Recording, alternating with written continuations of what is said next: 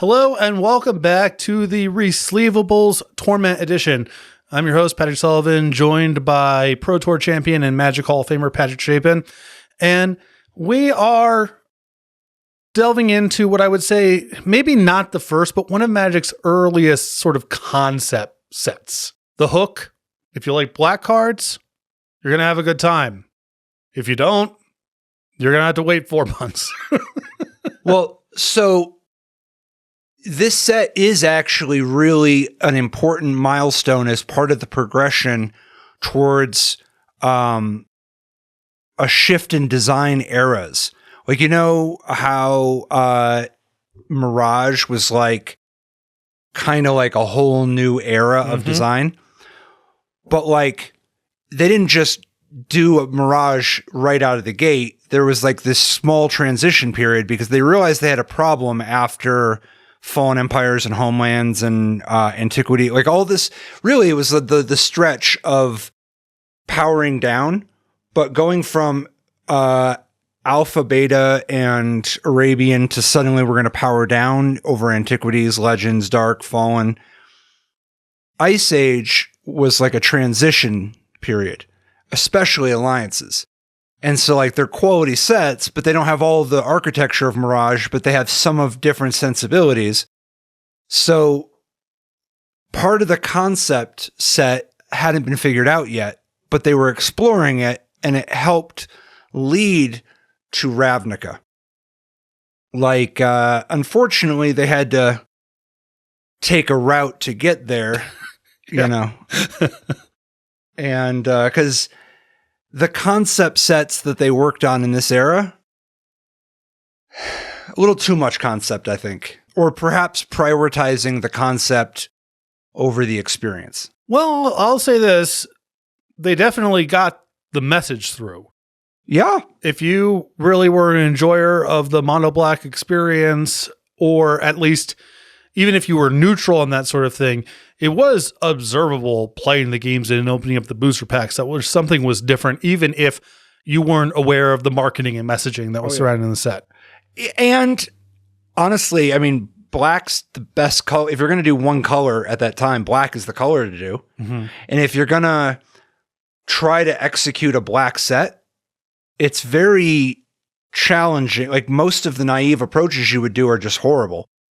And I think they did a pretty good job in the grand scheme of things of that conceit. If you just buy, like once you're in that conceit, like the kind of black that they enabled was actually like a pretty decent way to have it be, you know, and it's a little bit something different, but at the same time, a very iconic feel. It's interesting to kind of look back on it through the lens of you probably shouldn't be doing this in the first place. The execution is pretty good once you buy into the assumptions that are around it, but then you get to have the investigation as a game designer. Well, why is this a bad idea? I guess I can understand in a broad sense why it would be, but why does it break down in the specifics? What are the issues here? Why couldn't you just do 5 sets like this in a row for the different colors and have that just be the concept for a year and a half, right? And I think you are correct in, of all the colors to promote this experience, black is the best one. It's the one with sort of the most range inherently.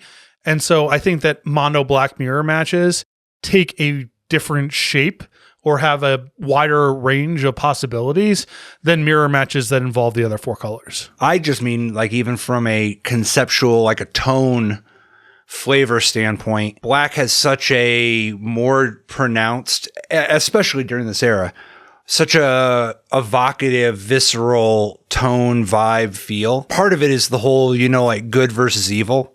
There's a certain amount of black organically can just stand on its own versus everything. And I think the reason for that specifically is, you know, in some, when you're talking about color pie or things like that, it's often a thing that's described as inputs versus outputs. Outputs are like, what is actually that you're doing? Red deals direct damage. White blows up enchantments. Green accelerates its mana, right? Those are outputs that you see on cards like Lightning Bolt, Land War Elves. there's the input thing, which is basically a cost or other conceit that you have to fulfill, that once you've done that, you get maybe a more expanded range of the color pie. And because a core part of Black's color pie is negative costing, you pay life to do stuff. You discard cards to do stuff. And that's been the case going all the way back to Alpha. You get a wider array of design space in mono Black world compared to mono anything world, because Black has a very, very large pool of inputs and also a very large pool of outputs. If you were to do it again now, I don't know that you couldn't do it with green and have a very good experience. Right. I think I agree. I think green would be the color. Part of the problem with doing it with blue is that they did do it with blue. It was beta. It was alpha. It was the original set. You know what I mean? And it was also redone with visions and redone with, it's been redone like 20 times. So it's kind of like more of the same to do it with blue. And then doing it with white or red. I mean, red is kind of, there's something there, but part of the problem is that you'd have to figure out, like, you'd have to actually explore a little bit more range, right? Yes. Because I think both red and white are the least developed or are lesser developed than the others. I mean, blue and black got a head start, and then green was last place in the perception, in the court of public opinion, even though weirdly at all points, white was basically, Yeah. I mean, other than the first like 4 years or whatever, very quickly white stuff got like. And a lot of white stuff that were part of that first 4-year window were just sort of random power level outliers that were all over the place. They didn't feel definitionally white. Other than ones that just weirdly set a precedent. Yes. Where it's like, oh, okay, I guess Armageddon's very good. Black's really good at killing creatures, except plow, I guess. So I guess white is just the best at, you know. But then when you get rid of all that stuff, they didn't flesh out enough of... There's also a real problem with what's green and what's white. Because there's been this ongoing thing of how much green is kind of like encroached on some people's lunches in different ways. Like, because green has kind of taken some of like white and blue's lunch. Mm-hmm. How much of this set did you draft? A lot. Yeah. I want to call out specifically drafting this with this set and the introduction of perverse incentives. So let's say we go to full block world. It's Odyssey, Torment, Judgment, right? And we all know the black and Torment is just incredible. So in a typical draft, how would you try to establish yourself to be in a position to get the black cards in pack 2?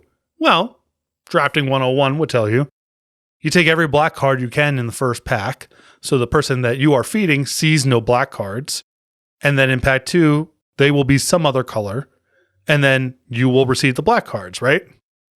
Torment pushed this to a line where it actually was an inverse in my experience, which was, if you're feeding me, right, and you're taking all the black cards in Odyssey, I'm looking at my packs, there's no black cards, right? At the end of pack 1, I go, well, I didn't pass any black cards either. Maybe I could be black. And the person next to me might be thinking the same thing and the same thing, where cutting black card was no guarantee that you would see the black cards in Torment in pack 2. And in fact, weirdly could contribute to the opposite thing happening. That's interesting. And it also highlights one of the differences of doing the packs in reverse order. Because like at the time, you would do the first set of the block first instead of the newest set. If you do Judgment first, what's weird is that black's pre-hated. So you can't even cut black. Right. What would that even look? What would cutting black even look like? But then it's weird because then there's all this black and everybody who took green and white is just wrecked. Yeah.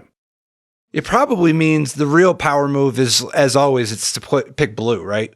Oh, you can't go wrong doing that. Right. Because blue is like, it's not the greatest in Judgment at all, but it's kind of, it's weird how good blue is in both Odyssey and Torment. Yes. We always talked about how much, even though this is supposed to be the black set, it's sure it's not the blue set? It's kind of a blue set. There's a lot. Black is number 1 still, but blue is a lot closer to black than it is to third place.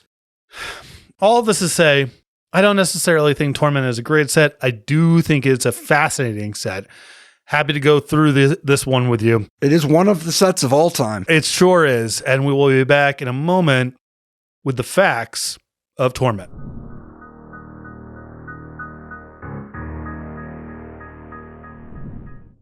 All right, welcome back to the Resleevables Torment Edition.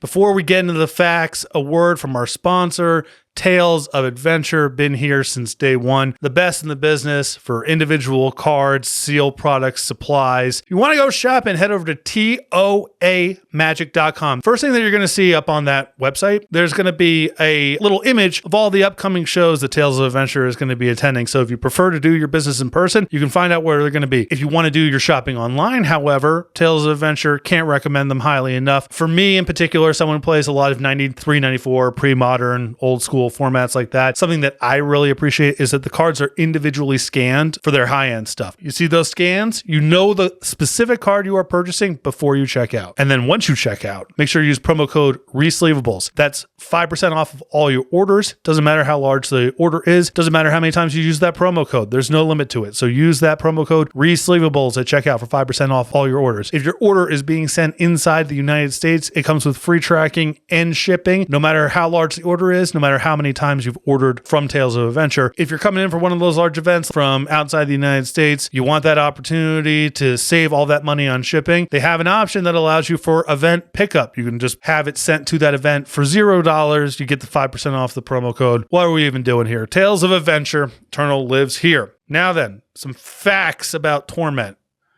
We were talking off air a minute ago. I have some issues with the word facts. We might be renaming this section, but for now, call it facts. Yeah, we're pretty, post-fact. Yeah. Post-facto here. Fact is, anywho. Torment is the second set of Odyssey block. It is Magic the Gathering's 25th expansion and was released on February 8th, 2002. The set symbol is a nightmare. Kind of looks like a circle, but if you dig in a little bit closer, you can see it's actually one of the nightmares. It's kind of like, what's that movie where she talks to there's like the 7-fingered squid aliens that communicate with their language? You guys will know.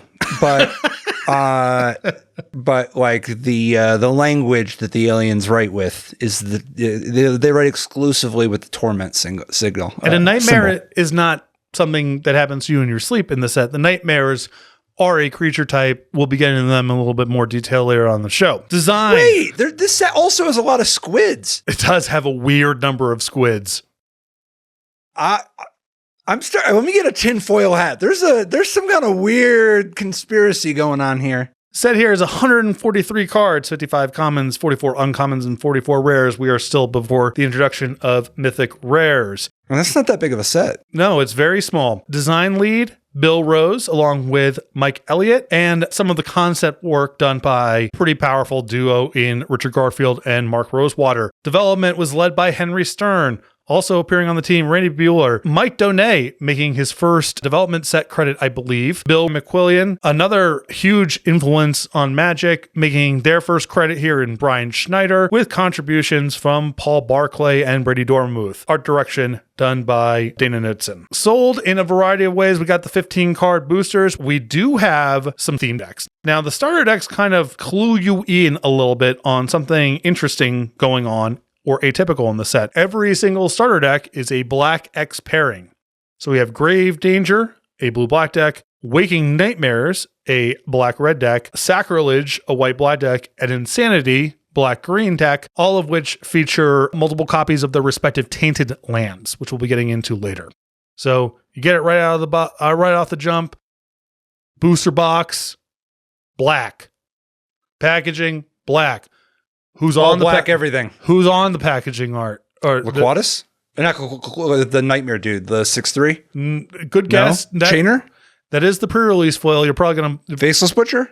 Senger Vampire. Refeature of Senger Vampire at Rare. Which I have some issue with, by the way.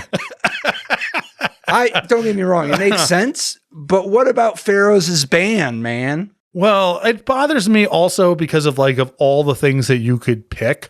It's like, we're going to bring back this icon. And I know every time you've seen it, it's been an uncommon, but it's so cool. We're going to make it a rare this time. And I wish they had just made it uncommon. Yes, uncommon would have been great for a variety of reasons. At rare, it's like, this sucks, and then also it's so much weaker than all the other black cards in the set. It turns into like a weird commentary on the game to make it a rare. At uncommon, you're saying something about the set, you know? We don't do this at uncommon anymore, except we are this time, because this is the black set, and this is like an iconic... Also, they should have done it at uncommon the whole time. Yeah. At no point should they have not done Singer Vampire at uncommon for power level. They do double down on this mistake in Judgment with the packaging art. A rare slot devoted to another creature whose time may have come and gone. I do actually like the theme deck execution here. Definitely. I think it's very cool to just do like, it's the Black World. We're doing Black X decks. The Tainted Lands help a lot with that. That part is genuinely cool. And again, a pretty big step forward in their starter decks, not feeling like this is just a random collection of stuff that's going on in the set, but it's actually conveying something when you see the display at the store. Also, I mean, I like that in 200 sets, the range is a little widened by some of the experimentation they did during this era. Yeah. Pre-release foil, Quaz' Champion, as you mentioned before. Do you remember the language? So, like... Cyrillic. Yeah, you got it. Yeah, that one counts. Also, we have the Fat Packs, of course, the greatest product ever made. Bunch of booster packs, the novel, spin down die, the foil, just everything that you need to add to your collection. And the spin down die lets you cheat at your LGS or show off or whatever. It's all good. We have some interesting stuff going on with the rules and mechanics. We're going to get there in a little bit here. But from a product level, this is very nuts and boltsy. We're not talking about any major deviations from anything that's come in the past. Pretty standard small set stuff. The starter decks being kind of the one deviation. Which, I mean, it's a small set. It is a small set. Makes a lot of sense. I would not have chosen Singer Vampire to go on there on the packaging art. I would have been okay with Singer Vampire on the packaging art as long as it was an uncommon. Because I do think it would send a powerful message and the right kind of message to put it on the pack. If it's an uncommon. Yeah. I would have liked to see Droopy Face Mutilate as the packaging art. That's kind of a funny one to like extend. I don't know. I don't know. I like the art, but I don't think that that's cool to spam. I think Mutilate is better as a contrast, not the baseline. Mm-hmm. And I do think that the art you put on the pack sets a baseline in a certain way. Sure. That does it for the facts. We'll be back here in a moment with the mechanics of Torment.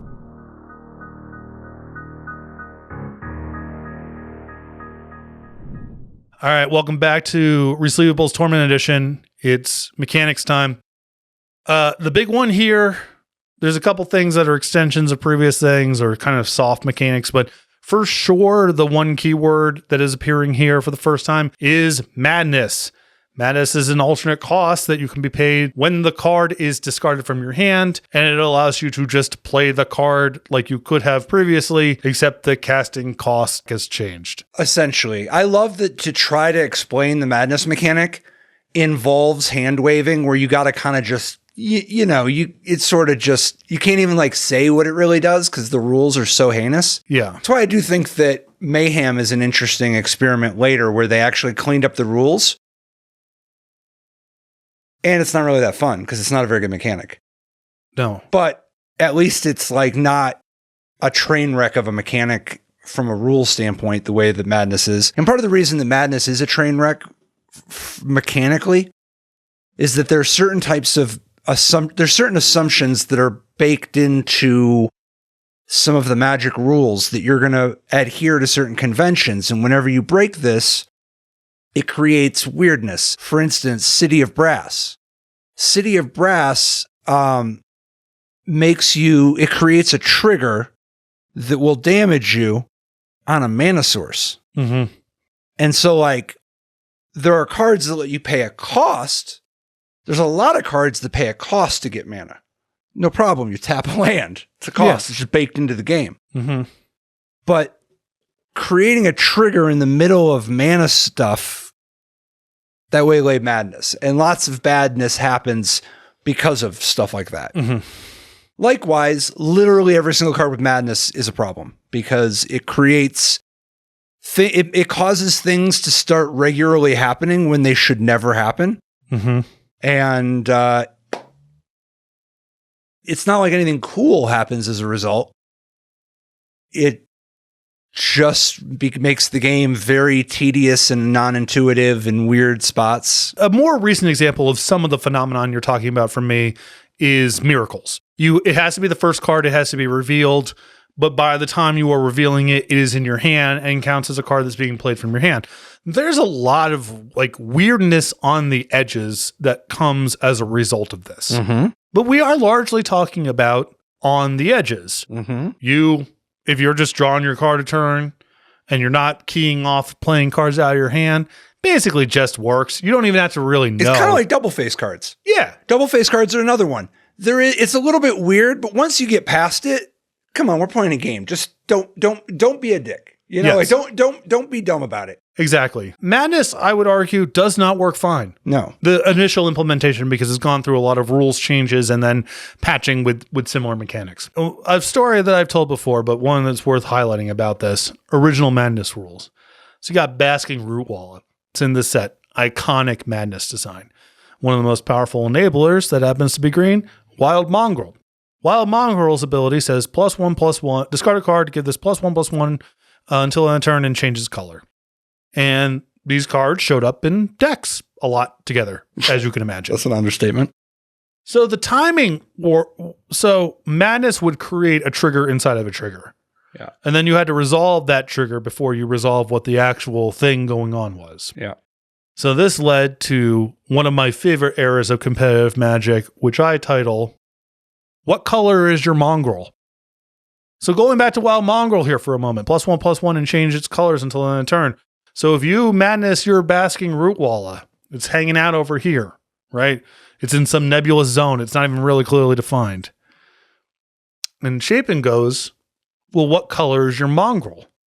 I, not thinking very much about it, I go, I don't know, black. Black's usually a pretty safe color to name. A lot of removal. There's a lot of removal. And if I say black, Chapin then goes, well, your root wall is gone because you missed the window where I suppose then it would appear you were not going to Madness the root wall. Yeah. So there was a tournament that I went to. They didn't allow that where I was from. That's some real may I bolt you stuff. So there was a team seal PTQ. Bush League. Yeah.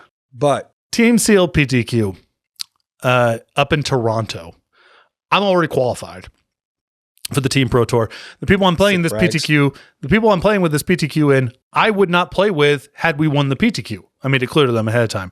So we're just driving up from New Jersey to Toronto to go play in the sealed Team PTQ. Just for the times? Just for the times. It is happening, it coincides, same tournament hall with Canadian Nationals that year. So we get punked. I think we're done by round 3. So I'm just hanging out watching Canadian Nationals. Love it. And it's Wild Mongrel all over the place. I mean, that's the card of the tournament. And the top tables are just people asking each other what color their opponent's mongrel is. The entire time. The rules for Madness no longer work that way. And I also think the adjudication of tournament Magic no longer works that way. But the question, what color is your mongrel? If your opponent asks you, you should say green. And if you want to be extra safe, you say still green. No, you don't answer. No, the real answer is you don't answer. It's none of the freaking business. They don't have priority. You don't have to answer your opponent's questions when they don't have priority. Well, your trigger's on the stack. Presumably you're passing. Which trigger? That's a great question. That's what I'm trying to clarify by asking you what color your mongrel is. You mean the Basking Root Walla? The Basking Root Walla? Anyway, Madness doesn't really work. Yeah. In the rules super well. I really dislike it for other reasons. Yeah, like the incentives, how much real estate you have to dedicate towards this dubious play pattern. So let's take something like Flashback. Flashback, long history of being enabled by any number of things. Looting, self-mill. It's very organic to have a looter, and then you loot away your Flashback card, and you still get half the card. It's a combo. If you and I play a game with a random stack of cards, and I have a Firebolt, in my deck and you have a deep analysis in your deck, let's say, those cards just work. No setup required. They just work by themselves, and they probably combo with a very high percentage of random cards from random sets. All right, so that gets us to madness. So first of all, it's predicated on you discarding your own card or your opponent making you discard a card. Right. And there's 3 avenues to this. Yes. There's discard to hand size, the one you control. There's your opponent just happens to like him to Turok you and hit the card. Yeah. And you have cards that let you discard cards as a cost. Right. So AKA the developers did it. So it doesn't happen organically. And then also, you could have just played the card anyway. Basking Ruwala costs a single green. It madnesses for 0. Fiery Temper, Violent Eruption. The hook on all of these is just the mana cost goes down. The only way the card really becomes dynamic is if I'm playing sorceries or creatures on your turn. It's so different than the world of Psychic Purge or Guerrilla Tactics. Mm-hmm.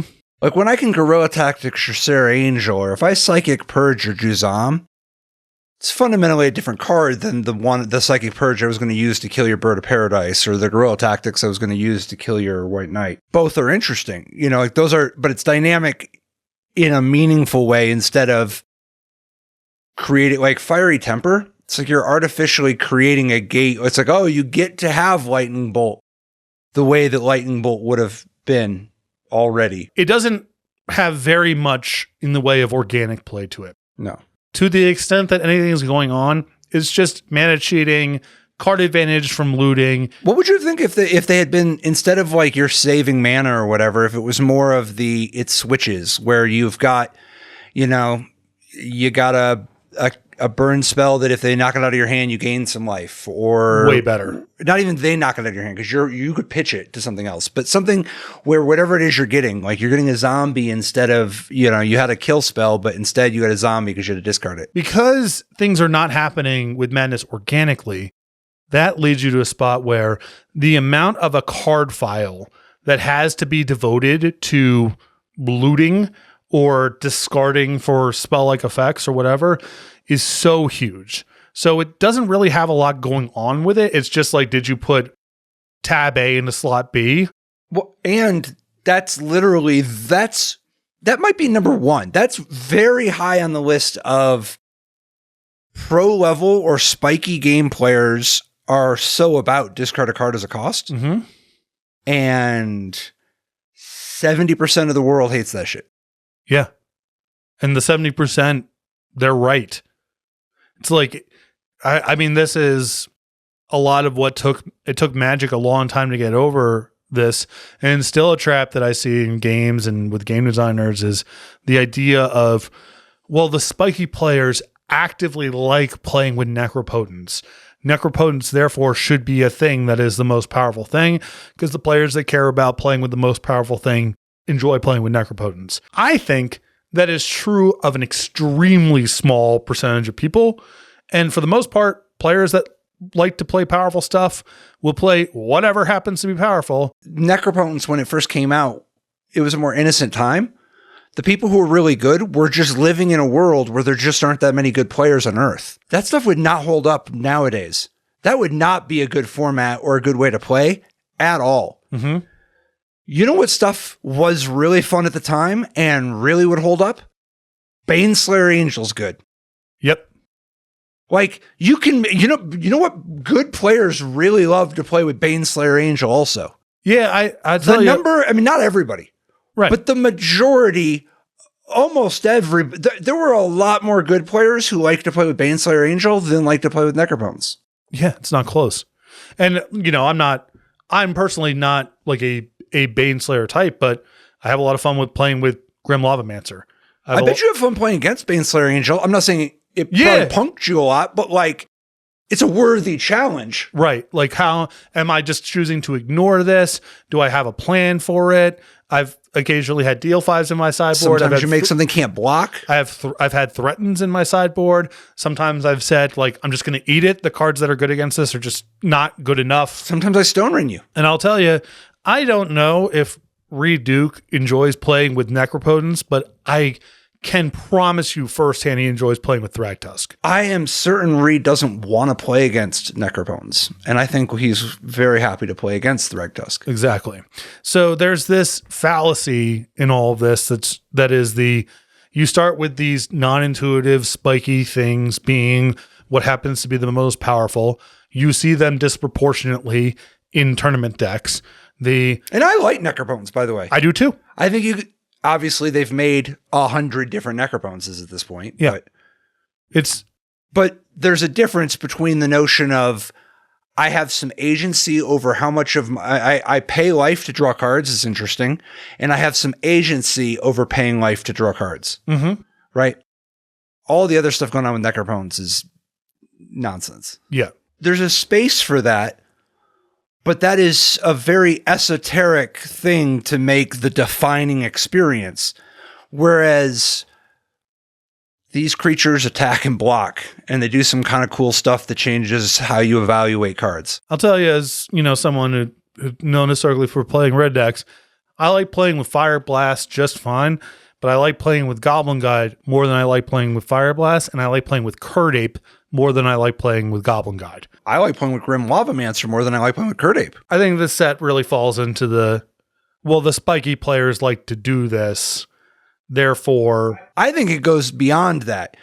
This set makes it's like, oh, you like to do this? Well, how about you like to do it even more? Oh, you're willing to just discard your entire hand for 1 mana? What if that's just like a theme? What if there's just like several different cards that let you discard your entire hand? And what if they're all really good? They're all really good. Just price them to move so that you're just starting the game, mind twisting yourself, and you're probably going to win. Well, I guess I might play with it. That sounds horrible. That sounds really bad. That gets us to another keyword returning from Odyssey. We have Flashback. This is a cost that you can pay when a spell is in your graveyard to play the spell again, and it's exiled as part of the cost. And they expand the range a little. They do. Like the pay 3 life and pay some mana. Mm-hmm. You know? There's a little expansion of range here. I do think that it's a kind of the wrong way.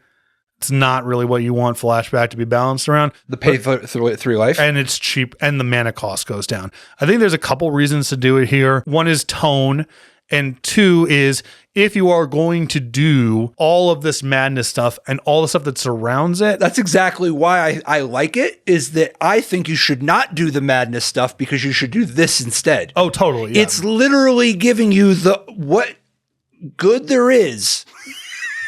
It's literally doing it. Yes. Yeah.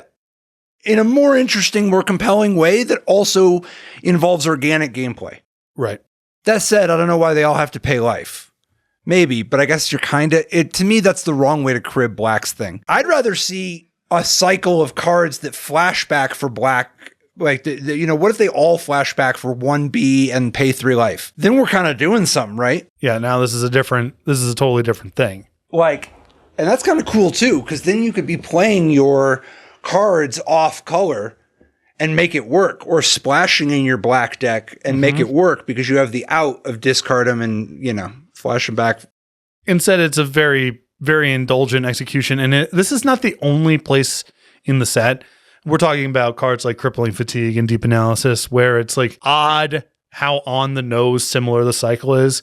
The uncommon enchantments, the compulsion cycle, is another weird instance of, I get that you're trying to do this sort of thing, but this is like a lot of the same text box over and over again. I think they could have loosened up that cycle by about 25 to 33% and made it really sweet. In the end, it kind of looks like somebody designed compulsion and thought, we should make 5 of these. Yeah. And it's like, I like compulsion. I don't know why it's a cycle instead of a compulsion. So we got Flashback. We've also got not exactly keyworded, but another thing where there's enough going on that whatever. Well, there's Threshold too, right? Oh, yeah. There's some more Threshold There's stuff. still Threshold, but no, it expands the range a little.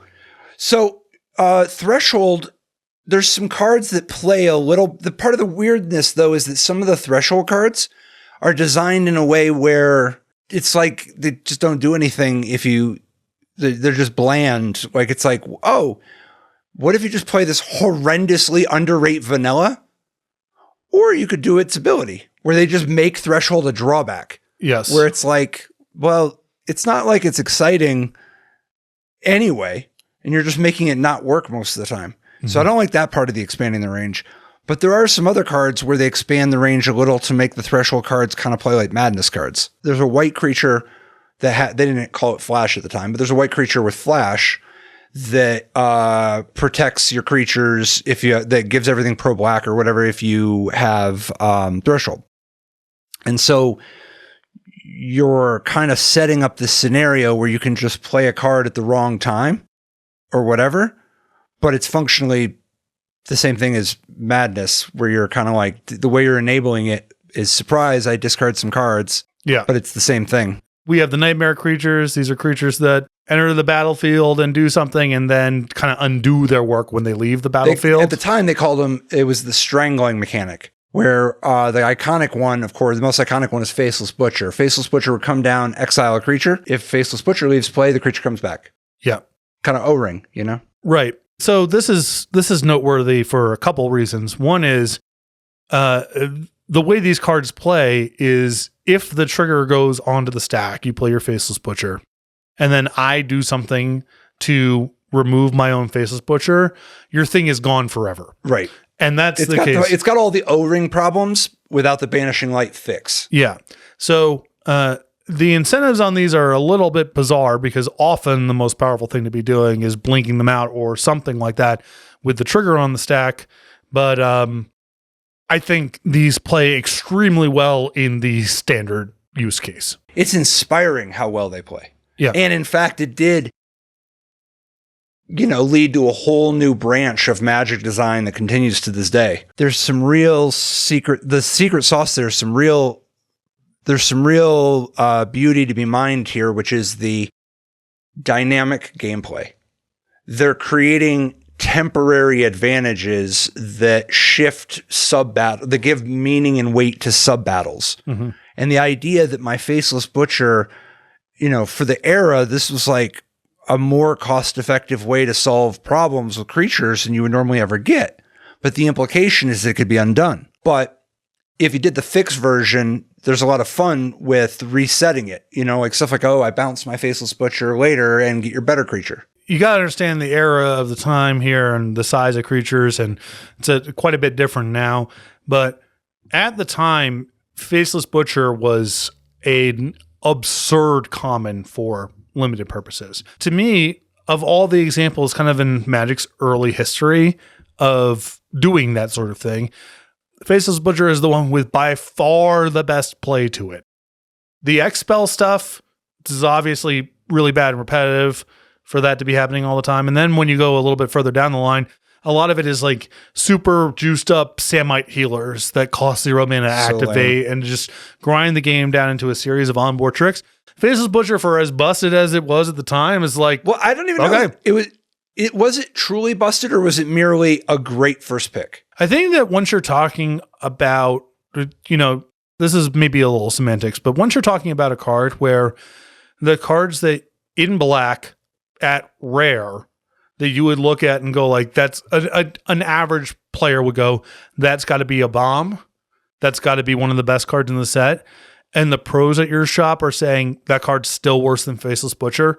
There's like almost no black cards in the set you would take over Faceless Butcher. Maybe Faceless Butcher at uncommon, I wouldn't bat an eye. I think at common, it's like, I don't know. I think you can make a really good world where Karavik's Torch gets picked over most of the rares. I don't think that's the ideal, but I think that as far as those kind of things go, the gameplay to Faceless Butcher is among the best. That's for sure. I think that the having an incredible card like that be something that doesn't just dominate the game inherently. You're also sending a powerful message. When you make Faceless Butcher a common, you're just like, this is Torment. This is just how it is now. I think Faceless Butcher is a masterpiece, personally. Yeah, I agree. It's a lot for the standards of the time, but it definitely got the point across.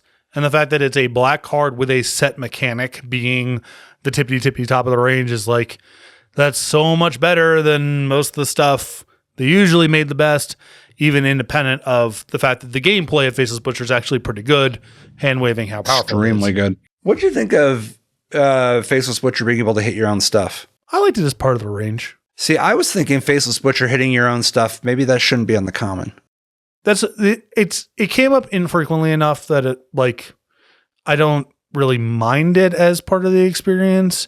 Okay. And the times where you were doing it to like protect from a sweeper were so fringe and modest that it's like, all right. I would bounce my own creature so that they had to butcher their own creature. Oh, well, that's a different thing. The removal being awarded that it's mandatory.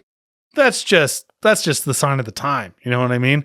That's what happens when you put a removal spell on a creature that doesn't target when you cast it. Well, Necrotoll's got the safety clause, where you're not hitting black creatures. Faceless Butcher, it doesn't hit itself, but that's it. Sweet mechanic. Sweet, yeah. I think it's the highlight of the set as far as the individual mechanics go. It's not like Threshold and Flashback is dope, but also this is, it's appeared many times.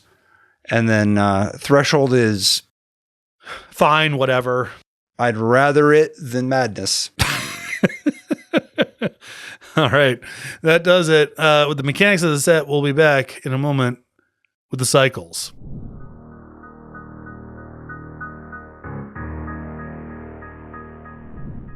All right. Welcome back to the Resleevables Torment Edition. About to talk about some cycles, but first, a word from another one of our sponsors, Bosch and Roll, the YouTube channel run by Brian Koval, Eternal Magic format specialist. Brian Koval, who actually recently competed at the Standard Pro Tour in Las Vegas, spends a lot of his time streaming on his YouTube channel. And so if you're watching this on YouTube, you can just hop over there when you're done with this and like and subscribe right away. Streaming 5 days a week on his YouTube channel, emphasis on formats like Legacy, Vintage, Pre-Modern, 93, 94, all that kind of stuff. Brian's a very successful player online and in paper tournaments, posting a number of top finishes across Eternal weekends. He owns a bunch of Black Lotuses that he's just head on and off of people. He's a good follow on Twitter too. And he's a good follow on Twitter, and he's a funny streamer. So if you're looking up to level up your Eternal game or just involve an entertaining stream with someone who's quite good and quite funny, check out Brian Koval's YouTube channel, Bosch and Roll. We got a lot of cycles in the set, and I gotta tell you, red flag for me is a lot of cycles in a small set, because is that very indicative of the era? Well, it's also indicative of, as someone who's made a lot of cycles in small sets, often it's the developers going, we got nothing. So any card that we're like, this is pretty good, we go, what if we could make 5 of them? Which brings me to cycle number 1, a cycle that I loathe, the Possessed cycle. These are 4 rare creatures that at threshold turn into a black creature with an activated ability that allows you to kill the color of the original one. Why do you loathe this cycle? I don't want to spoil too much about from the awards section, but I will say this is probably top of the list for me. You see one possessed card, you open up a pack, and your rare is a possessed card. And you react however you react. You go, oh, that's really cool, or I guess, whatever, or I dislike this, whatever. Imagine the entire range. And then your buddy walks up to you and goes, did you know there's a cycle of these? It's not just the one. There's 4. One for all the non-black ones. And so you do a little research. You go home, you go on the internet, and you find the text boxes, the designs on the other ones.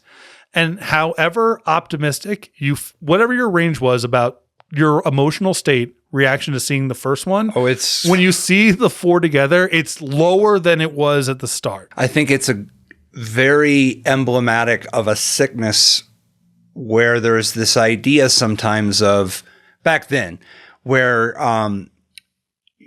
the way you make this rare red card is you pick a red word to put on it. And it's the same as every other card. And it's like, that's not how rare works. You need to have, you know what I mean? That common works that way. But you can't just... Arguably, sometimes uncommon works that way. And then the rate is a little different, or it's contextually, you know. Yeah. But like the idea that these cards are all identical and they just have a bunch of the most generic keywords as their differentiating quality, that's not good. Mm-hmm. So, and obviously whenever you're dealing, like a Vizara in the first place is a little dubious. So a weird semi-cycle of 4 Vizaras. But first, what if they all cost different amounts? Huge improvement. Massive improvement, right? I like that they transform fundamentally. I like a black activated ability that comes online from Threshold. I like them being, I like some of them anyway, being costed to be playable when you're not black. Yeah. And potentially becomes interesting in a good way if your opponent is the same color. The idea of, I'm going to scrounge up a little bit of black mana. It's kind of like telling one solid joke, not a great joke, like one solid joke, and then just weirdly retelling it 4 times at the dinner party. Yeah, it's not even like a funny one to like repeat a bunch. I think that one of these, particularly if it was a legendary creature and there was like a story beat, the transformation, that would be actively cool. This is on my list of all-time worst cycles in Magic. Really? That like any other execution would be infinitely better than this. I still the reason it's hard for me to, but maybe we value a different thing on the floor because these cards play okay. Yeah, they're okay. Whereas there are a ton of cycles of cards that do nothing. I'm speaking more of like, this is offensive from a design standpoint. If it was just one of these, that would be great. And if you were going to do 4, the ones I'm talking about, if you did 1, it'd be horrible. Yeah, right. So that's what I mean by worst cycle, as in like, of all of the ways that you could execute this is the worst way. That's fair. All right. That said, I wouldn't mind a black one. All right, we got another cycle here of, it's the other 4 colors that are actually kind of sweet. The Tainted lands. These are lands that if you got a swamp, they act as a dual land. Tainted wood, tainted peak, etc. These are awesome. I love these. These were mana fixers that were they were uncommon.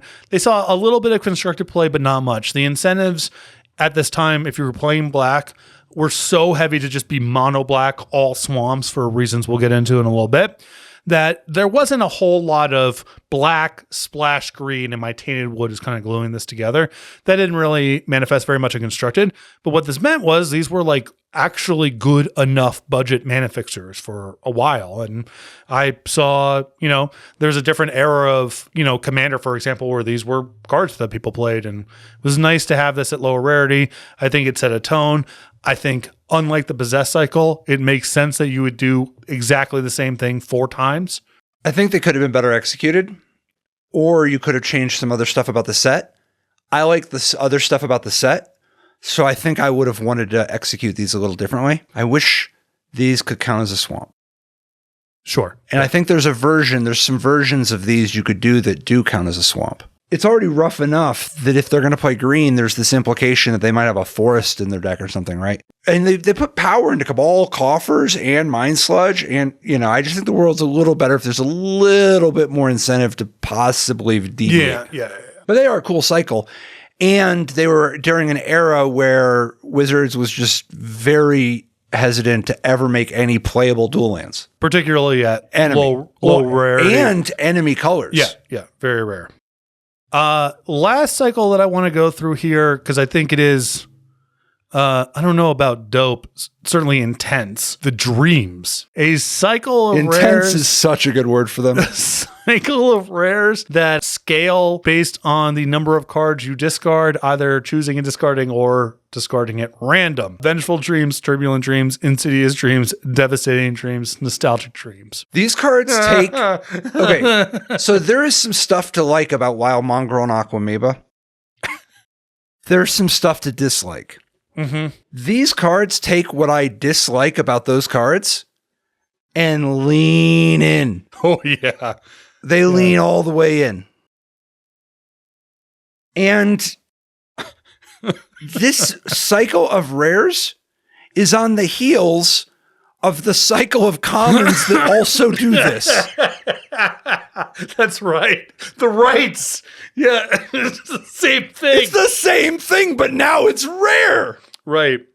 Like, well, they're rare. And how do you know they're rare? Because they play so much worse. They play so bad. Some of them are very strong. Yes. Relative to the era. And maybe not even necessarily strong isn't always the right word, but it's, the whole like, what's it matter if I fire blast my mountain away? They're dead anyway. Uh-huh. This whole cycle is what's anything matter? Right. Like it's all or nothing right now. Yes. Two of these were definitely players in their era. The green and the red one? Yeah, those were both. The red one with discard at random. See, they knew if you could keep the one thing that would be really good in the aftermath of having done this, that would be a problem. Because you gotta give Red's identity. Right. It's because it's Wrath of God plus Armageddon on a 2-mana spell. So if you got to float and keep your one thing, that's obviously no good. So we'll discard that at random. Nostalgic Dreams. Sometimes regrowthing 7 things for 2 mana, that's a little bit much.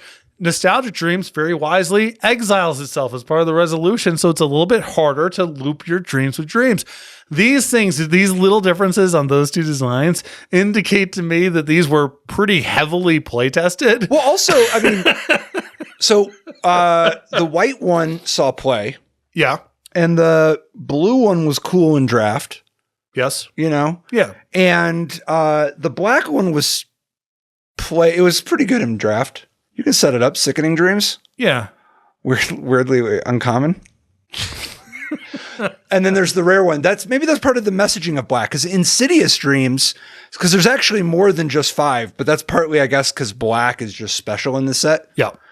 I don't know why you do Sickening Dreams, though. It's just like the rights. Uh-huh. But whatever. Insidious Dreams is cool. It's not like you get to make multi-demonic tutor very often. And it was kind of a fun way to do it. Well, that's one of what I like about that one is the cost of you discard a card to tutor, right? Yeah. So doing that one time is you are discarding the least valuable card in your hand for whatever the best thing is that you can go get. Yeah. As you scale up, we're doing this. Well, and with it, it's not even going to your hand. Exactly. It's going to the top of your deck. So if you're really leaning in, you have to really mean it, because you're presumably discarding cards of increasingly greater value to get cards that are weaker and more deferred. And later, yeah. Yeah, that's awesome. And then so much of the gameplay is I can control the top of my deck and I can have any card I want while I also know the top card of my deck. This experience of and the game goes on a couple more turns. It's not all or nothing. The incentives are doing this. So to be really extreme, there's got to be something weird going on. I would argue those incentives do not present themselves with Devastating Dreams and Nostalgic Dreams in quite the same way. No. Part of the problem with Devastating Dreams is once you do it, now the game is like basically mathematically over so much of the time. Yep. Or it's going to be so miserable for like a while and then be over. And like, there's going to be a ton of times where the person with Devastating Dreams just dies and has it still in their hand. Yes. So the other person isn't even in on the joke that it was so bad. It was just bringing pain to the person who has it and not even joy to the other person. Yeah. So why did you go mountain and then do nothing and then just concede the game? It's like, because I was trying to set up Devastating Dreams. Right. And it's like, you're cheapening my win. Right. Because like, from my perspective, you just got mana screwed. Yeah. These are a bizarre. Although I will say, unlike the possess cycle, this is a goddamn cycle. This is like, these are 5. Well, sort of. I mean, it's a cycle plus. Weirdly, they just kind of like expand a little with the black. No, this is like the possess cards. I look at that and I'm like, well, these each have an identity and a story, and it's like, yeah, they had some. They each have their own soul. Yeah, the possessed creatures. That's like, I look at those. I'm like, those are some lazy ass developers working on the set. The dreams make me go, there's some hardworking developers on this set. I wish their energy was directed maybe in different places. The random on Devastating Dreams and Exile and Nostalgia Dreams really gets me. It's like, we've play tested these for an afternoon and we have some feedback. Nostalgic Dreams getting back. Well, I don't think Devastating Dreams ever was play tested the other way. Okay. Yeah. I think that it was baked in that we're sending a message about what Red's color pie identity is. Yeah. And there's a fair bit of cycles here with just some of the commons and uncommons, mana spells and whatever. They're barely noteworthy. I'm kind of happy to. The possessed ones and the dreams and the tainted lands were where I really wanted to hit. If there's anything you want to talk about, floor is yours. Well, I mean, there's definitely a bunch of vertical cycles. Oh, yeah. In this set. So we'll kind of naturally just come to them, though. I don't, let's just deal with them when we come to them. All right. Wonderful. That does it for the cycle. The cycle of putrid imps where you can just discard no, it's not really a cycle, but there's so many ways to discard your hand for nothing.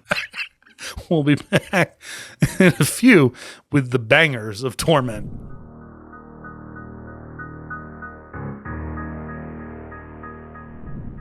Welcome back to the Resleevables Torment Edition. It's bangers time. Nantuko Shade, get right into it. Talk to me about this banger. Love it. Bang, bang. Yeah. I mean, Nantuko Shade, obviously the rates have changed nowadays, but like the Shade idea is so iconic. And having been not good ever, and then being able to actually make a dope Shade that plays super well, a triumph of the set. It's a clean design, it's elegant, but it's attractive, it's appealing. It played super well. It was super about what the set was about. It captured an element of black. I mean, at the end of the day, I don't know why everything's like a squid or an insect, but whatever. The Nantuko Shade is a masterpiece. And it's also, I think it's so nice as like part of the range. Like you have among the, this is mono black stuff that's like pushed towards constructed, supposed to highlight the set.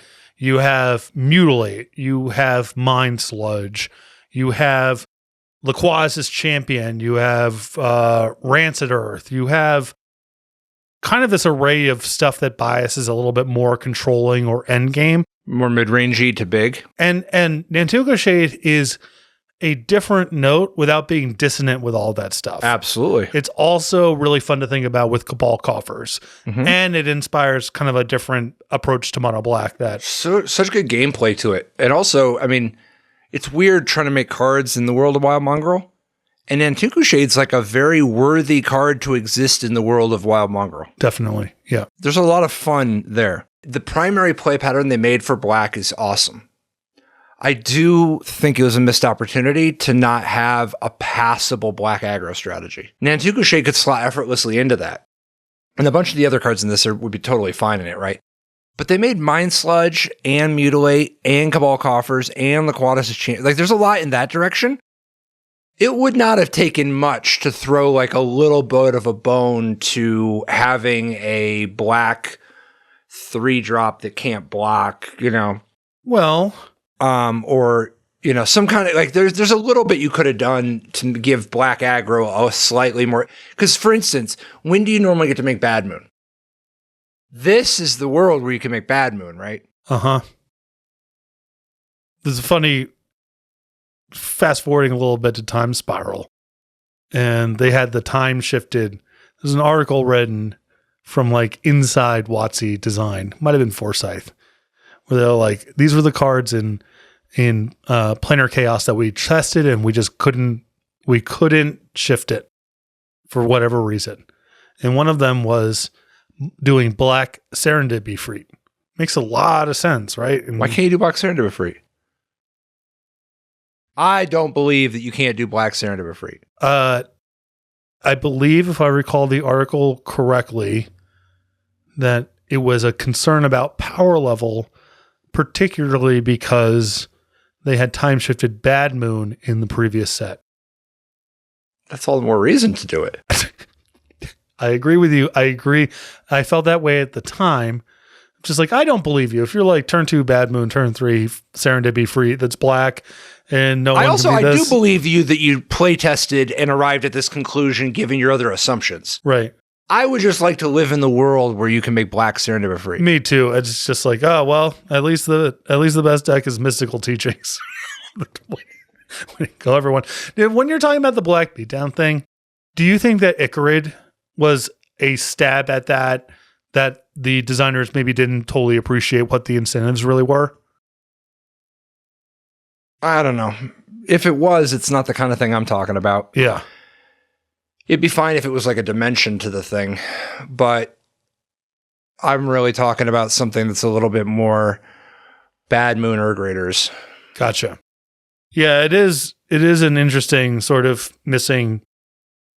Really stands out now that you mentioned it, of just like how little of that is going on outside of Nantuko Shade. But thank God they made Nantuko Shade. Could have been a good spot for like a pulse tracker type deal. Yeah. You know, somebody that like technically is doing 2 a turn on 1, but you make him really bad so that you wouldn't really want to do it. But if you're going to be like really aggressive, then you're like, well, at least this dude hits for 2. All right. Earlier, you alluded to mind twisting yourself on turn 1. Talk to me about Breakthrough. You're very clever to design a card like Breakthrough.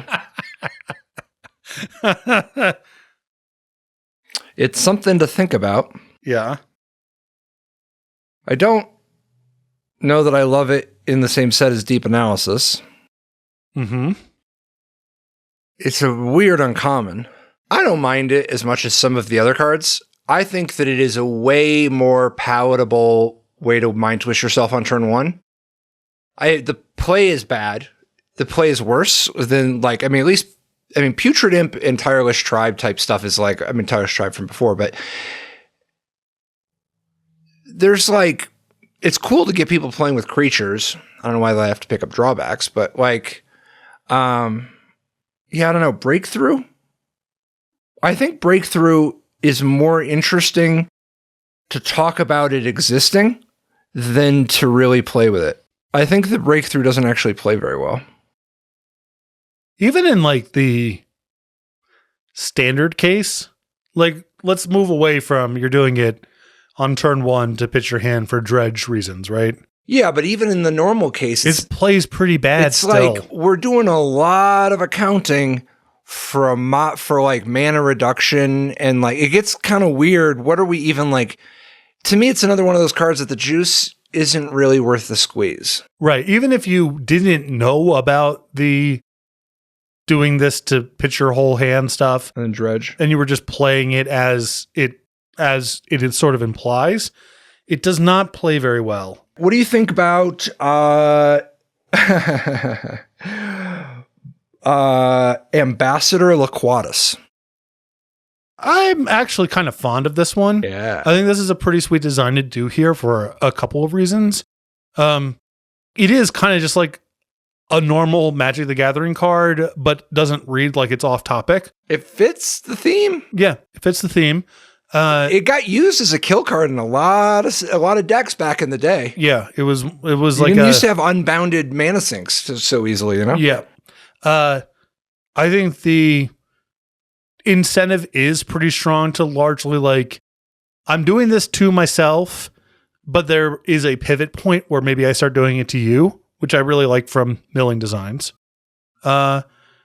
I thought it was a little bit too much in limited, but who cares? It was very intense. It was very intense and limited. But if you ignore that, yeah, this is a sweet. It's actually a place where I think the set really struggles. Is there any stuff in here that's not about the thing, but not off topic? And that's one of the better ones, I think. Mm-hmm. How about Lawan Cephalid Empress? It's a little weird. It's a little weird. I'm also not a huge, like, if you're going to do Possessed Aven, Yeah. I think that's Exactly. the blue creature that hates on other blue creatures. That also costs 4. We have that covered. I don't think we need to do more than that. Also, what are you saying about the set that you did this one blue one? Right. It's so weird. I thought that black is the thing. Yeah. So to me, I like the design existing in the abstract, but I hate it in context. How do you feel about all the atrocious, even by the standards of the time, graveyard hate in the set? Man. So, okay. Morning Tide is definitely way stronger than Mudhole. Yeah, okay, I'm with you so far. Yep. The Strangling one can attack and block. I think that they were too modest in their, I get why you'd want to have graveyard interaction in a set like this. I think they were far, far too modest. Yes. I did think the black one actually played well, though. The graveyard hate, the creature, the scrounge, hitting their flashback cards, they can't flashback it right now. Totally, yeah. It's kind of cool. Yeah, that's kind of cool. What about Waste Away? This was a hotly discussed card in, for draft. 4 and a B, -5, I know. So my recollection of this card, I will say for sure I'm in the top 0.01% of people who have ever lived in terms of how many times have they casted this card. I thought it was pretty strong and sealed because so much of your pool was just what was the insane rare creature that you opened, and this actually covered all of them. Mm-hmm. That was less the case in draft. It was also the inspiration for us to fast forward a little bit, and we were testing Team Rochester. This is like a whole thing we'll need to explain in the next episode. You wanted to have your black deck in seat A to scoop the goodies out of the Torment pack.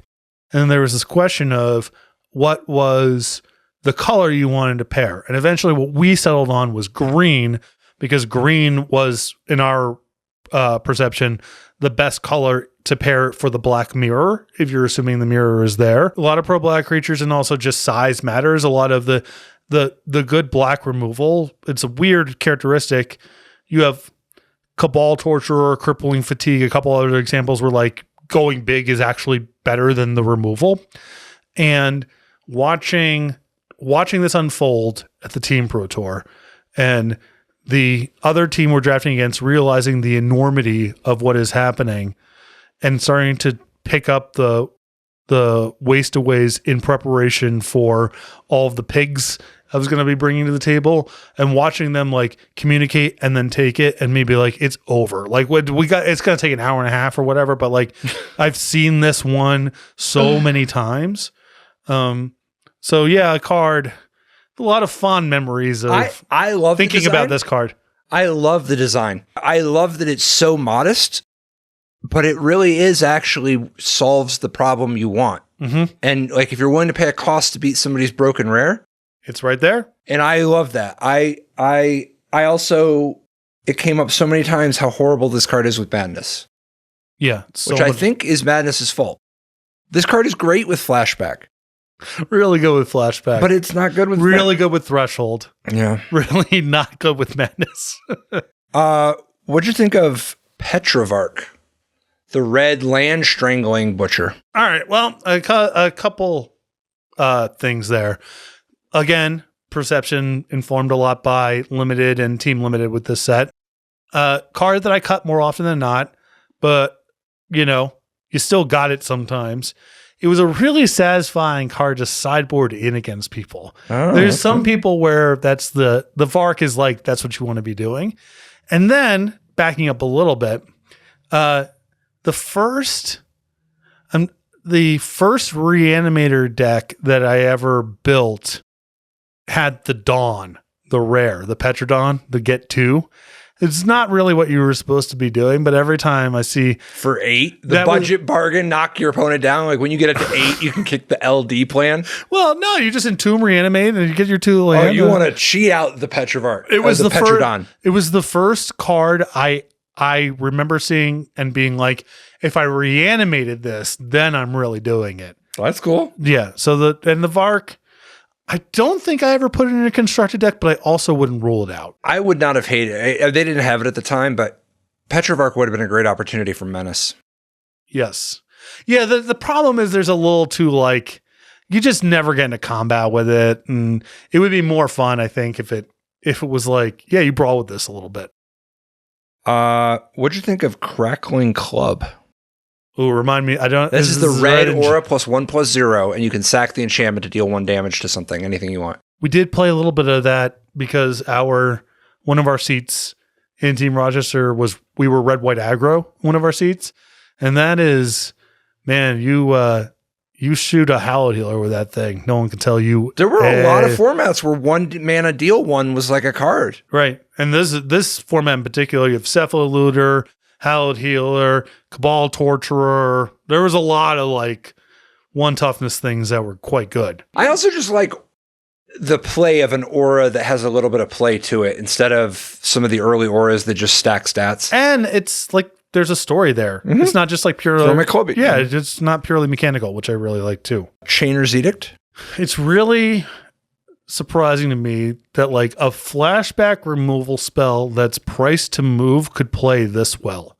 And I think a lot of it has to do with the fact that it's Edict and not 100%. Terminate is like the Edict, whole thing. 100%. This plays so much better than like they made some versions in Time Spiral that are like aspiring to be the like there's the strangling soot kind of right. Yeah. And I think the Edict plays so good on that. When you know the Edict is coming. Yes. So good. Especially in a world where you're costing Mutilate as the defining feature. You know what I mean? Right. And I do think at 7 you get to the world where the other person, even if they like messed up and forgot about it and you're blowing them out, they have a level of plausible deniability of like at least you invested 7 at sorcery speed. Even when you mess up against this card, it's not like clear to the Chainer's Edict person that you necessarily made a mistake. All right, let's talk about some of the, the price to move mono black control stuff here, Mind Sludge and Mutilate. I mean, it's definitely price to move. Yeah. I love Mutilate. Me too. And I like Mind Sludge in context. Yeah. I do think that Mind Sludge was actually an important... I don't know how on purpose this was or whatever. It is actually good, in my opinion, where we're making all these juiced black cards, and a lot of them are just going to bias to be pretty controlling, and that's just the nature of it. And the mono black mirrors are at risk of just going on forever because it's so much easier to be trading stuff off than it is to advance the game. And having something that was like, 1, the game just ended some amount of the time, just dead, and 2, it tilted to the incentives to be doing something on the 2nd and 3rd and 4th turn. Rewarding proactivity. It does reward proactivity, and kind of in both directions too. It is an intense card, and I wouldn't believe in it as like, this is just the baseline for standard or whatever, but I do think it did pretty good work and plays reasonably well for what it is. Mind Sludge would be dope nowadays. I like it. I love Mutilate. I think Mutilate's such a masterpiece. Yeah, it's also really nice the pairing of Mutilate and Chainer's Edict of like... Could not agree more. You could beat Mutilate with stats, but if you had one thing left over, maybe your opponent gets it with Chainer's Edict, and there's all these different permutations of how that cat and mouse game plays. It's so much better than Damnation. I think Damnation would have been a terrible mistake. And even in block and standard, was a mistake. Even in block and standard, it wasn't like people played with big creatures very much to beat Mutilate, but even a little bit of it is so good. Totally. And the way that Mutilate plays with blue cards is very different than the way that Damnation plays with blue cards. Yeah, I think that's right. What about Hellbent Raider? Oh, actually, we'll mention this. Let's talk about the Raider first. So I like this design. I do too. So you got all this like red, discarded random as a cost stuff. You do. And I don't think it's great. I don't think it's great to be doing. However, I feel very differently about it in a world where it's like, it's implied I'm getting my card back. I don't care about what I'm discarding because either I'm eating something in combat or bricking your removal spell or whatever. And it's also like, again, the combination of keywords and name does tell a story. It's a card that if you read in a file without any of the creative elements, you go, okay, that's just kind of a random collection of stuff. Sure, whatever. When you see the card with the art and the name, it's like, okay, I got something going on here. I think that if you wanted to do some level of, this set has hating on colors and it's through the lens of like black hating on stuff. So it's a lot of anti-green, anti-white. That would be one thing, but it kind of muddles the messaging when it starts appearing on red cards. Yes. I do think that's like kind of, it's a weird element of this set that I think could have been improved is I think they treat red as being adjacent to black. And it makes some sense because like color pie, red's now like color or whatever. But well, they intentionally put blue and red as allies. Yes. And then green and white were starved. Right. And I just think it confuses the messaging a little bit to have something that intense, like protection from color at 0 mana on a non-black card. I don't know that I love any 0 discard a card, like just any of the 0 cost outlets. Sure. Yep. I think I would have liked, maybe you do 1 and that's what the story is. If you want to do the 0, don't just make it not spam 0. Yeah. And that's actually a place where like across the block, they are pretty disciplined. Most of the things that are repeat discard cost at 1 mana to do. No. On the lower rarity stuff. I mean, I don't know. Maybe I just think that it doesn't take very many for it to go wrong. Oh, no, for sure. But like when you're dealing with Putrid Imp, Tireless Tribe, Wild Mongrel, Aquamoeba, I don't want any of them. Right. And I think that if you make 1, it's kind of nice if it's not priced to move so that that's what it does. And that's to say nothing of Devastating Dreams, and all of those cards are also the experience I'm describing. Mm-hmm. You're just discarding them for 0. You could have made those cards X whatever, where you discard and pay X. You're doing the wrong thing balancing it around that world. You can, obviously they did. You can balance around that world, but I think you're focused on the wrong part of the game. That's not where the fun is if you make it about 0 mana outlets. How do you feel about Mesmeric Fiend? Love it. Masterpiece. Yeah. That one's really, really sweet. Absolutely love it. Absolutely. And I've loved every, like the Mesmeric Fiends that have come after. There are so many. Love them. Yeah. Awesome design space. Really speaks to some of the beauty of the strangling, Mm-hmm. Reborn Hero. Remember this one? The white, 2 and white for a 2/2 vigilance. And if it dies, you can pay white to get it back when you have the, threshold. I like that it feels like a white card for the set.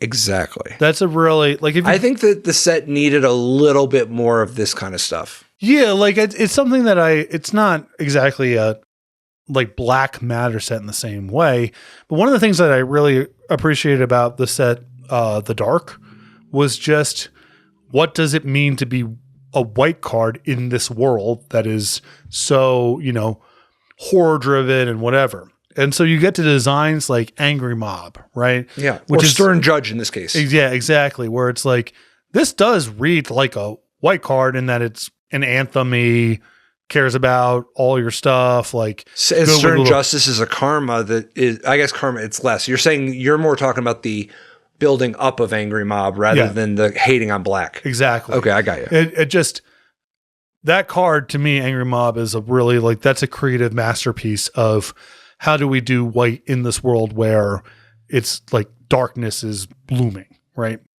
And if you look at a lot of the white designs, like there are a handful, like the one that you just mentioned, but like Tarot's Faithful, for example, it's like that's just a white card. It has really nothing to do with the position of white in this world that's so anti-white. And there's a handful of designs there. Like I kind of wish the if you were going to do one possessed design in the set, that it would have been a white one for this reason. And so the handful of designs that are like, this feels the right way.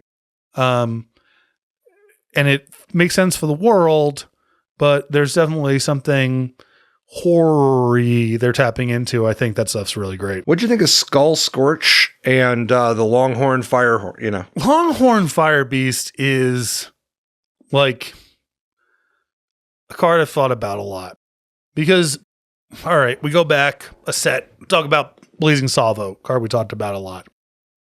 That one at least is like you are lightning bolting a creature in the world where they let it happen, and then they're taking 5 if they're not. It's like there are time, even though Blazing Salvo was sort of the purview of, let's say, less skilled players, there were still moments where your opponent cast Blazing Salvo and it was like, I'm kind of in the squeeze a little bit. Or they played the second one, and like I took 5 the first time they played the second one. It's so good. And it's like, it's so good when they take 5 the first time and then they let the creature die. And it's so good when they let the creature die and then they take 5. Either way, you're happy. so there's this interesting thing where it's like, so you do Blazing Salvo, and it's beloved relative to its power level. Yeah, but they don't know that yet. They don't know that. Well, maybe they do. Maybe it depends what their internal testing was like. They don't have like the real world, but they might have seen Sealed in the Office where No, but not by the time of Torment. No, but You're just saying like in playtest? Yeah. Okay. So they get to Longhorn Firebeast, and it's like, what if we didn't even provide the illusion that you were getting something above rate, And yet it was still beloved. and it was played. It was played. There's a lot to think about there. If they ever bring back these queues on Magic Online, don't play with it. This one's not good. Even if you can talk yourself into playing Blazing Salvo, you normally shouldn't.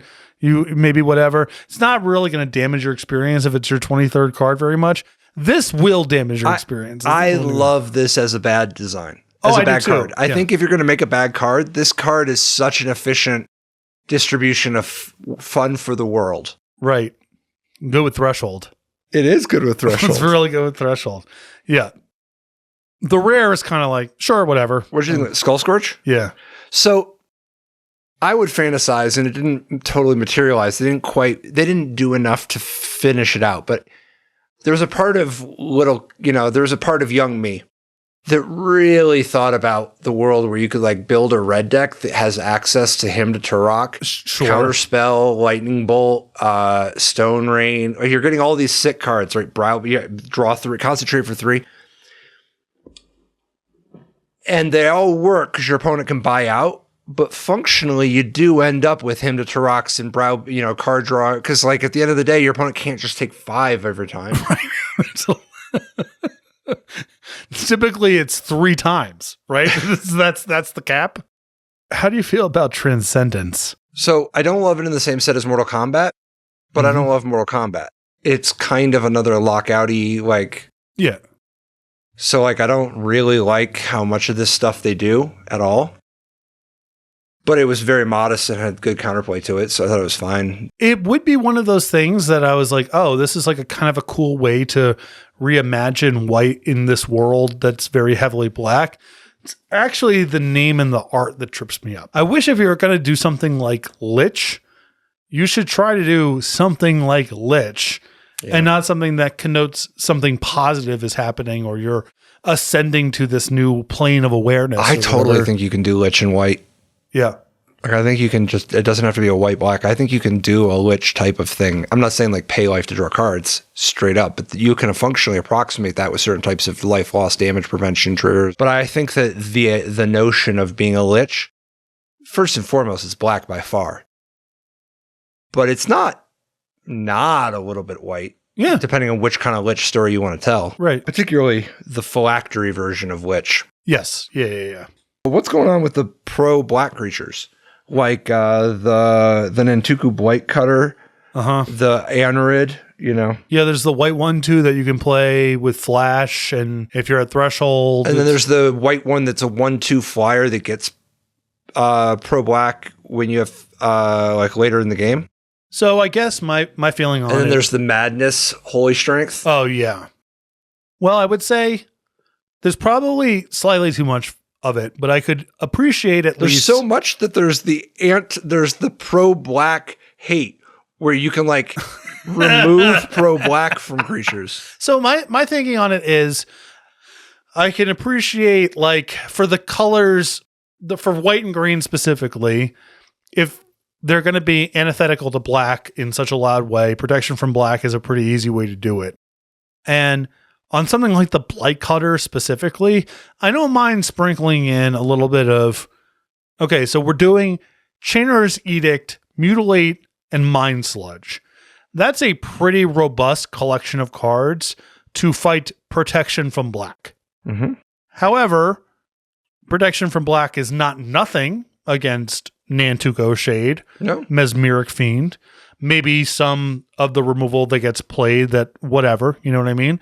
So by putting pro black on some things that you expect to show up, you kind of thread this nice needle of like, we know this is not just stopping the mono black deck. We have built in enough where you can answer these cards with cards that should be in your main deck.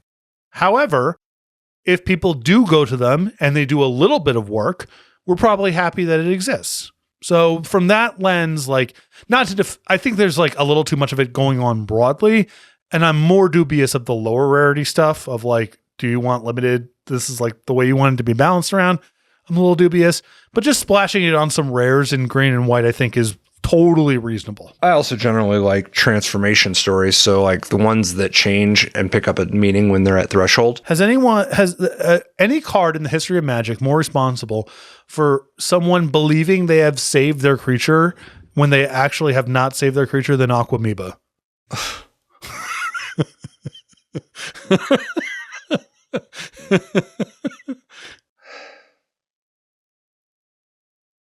Yeah, if you Aquamoeba and flip it, and then your opponent is going to like do some damage and you flip it back. Here's the way it works. So, you know, the experience is like, all right, well, you know, I got an Aquamoeba. I'm going to madness something out. So it's a 3-1 now. It's been swapped. Chapin goes, all right, I'll deal 1 damage to it. This would kill the Aquamoeba, right? But not if I swap it. Unfortunately, like the others, there's no The other swap is coming. You cannot avoid the situation where there is a moment in time where your Aquamoeba has 1 toughness. The way you avoid it is madness. Yeah. Yeah. Like you can use a madness card that buffs it. But yes, under normal circumstances. Yeah, under the way the game really works. Yeah, what happens is there will be a moment in time where your Aquamoeba has 1 toughness and has 1 point of damage and state-based effects check. You cannot avoid this, but a lot of people... And they even have Crackling Club waiting. I know, they're just waiting for it. But have you ever witnessed... I've witnessed this once at the LGS, the Aquamoeba rabbit hole of someone just like... not getting that did they discard the third card? They just I have seen that. We didn't call it that, but yes, when they called throwing bad money after worse. Like it's, you know. I actually kind of like this as far as the enablers go. There's like a lot of weird play to it. Yeah, but the 0 mana, I know. Like the 0 mana. Yeah. This is unbounded 0 mana anyway. This one could have been the 0 mana and then just only let you do it once. People who play competitively in this era there's no end of hilarious stories they have about this card. I can guarantee you. Dude, a third time. Organ Grinder. Yeah. Hell yeah. So it was an interesting card in Limited because the format was so hostile to 1 toughness. This is all over the place. But this one was like, if you could kind of wear that stuff out, this batted way above its average for a 3 mana common. Yes. Yeah. Grim Wafflemancer at common. I know. Yeah. Yeah. Played a lot of Organ Grinders. Dude, I liked Unhinge in this set. Love Unhinge. I know. I think that doing Unhinge when it's so different of a context than the invasion block, and it's so bad here. You say that. You can't help yourself. Were you unhinging? Well, you got to understand that my whole, not whole, a lot of my experience with this set is within the context of Limited, particularly Team Limited, and I was our team's black Team player. Limited when you know you're against. Well, also, but like when you're in the dark and you just unhinge somebody and they play a madness card. Yeah, I couldn't help it. So, dude, you just got to wait it out. Playing your arrogant worm to their unhinge. Oh, yeah, you can't play it with 3 up. You gotta bide your time. You gotta wait for the right moment. Yeah, Well, really the thing that was going, it wasn't like a public information thing as such. It was just Black oddly did not have a lot of ways to exploit this. It was, kind of dead last when it came to flashback, madness cards that mattered, whatever. And so in the Black Mirror matches, people were Unhinged so was desperate. So good. This is just like trading off, and this is just, it's just busted. I also think that's a smoking gun, by the way. If you have to balance, if you make your set and you did madness and you're like, well, we can't make any good Black madness cards.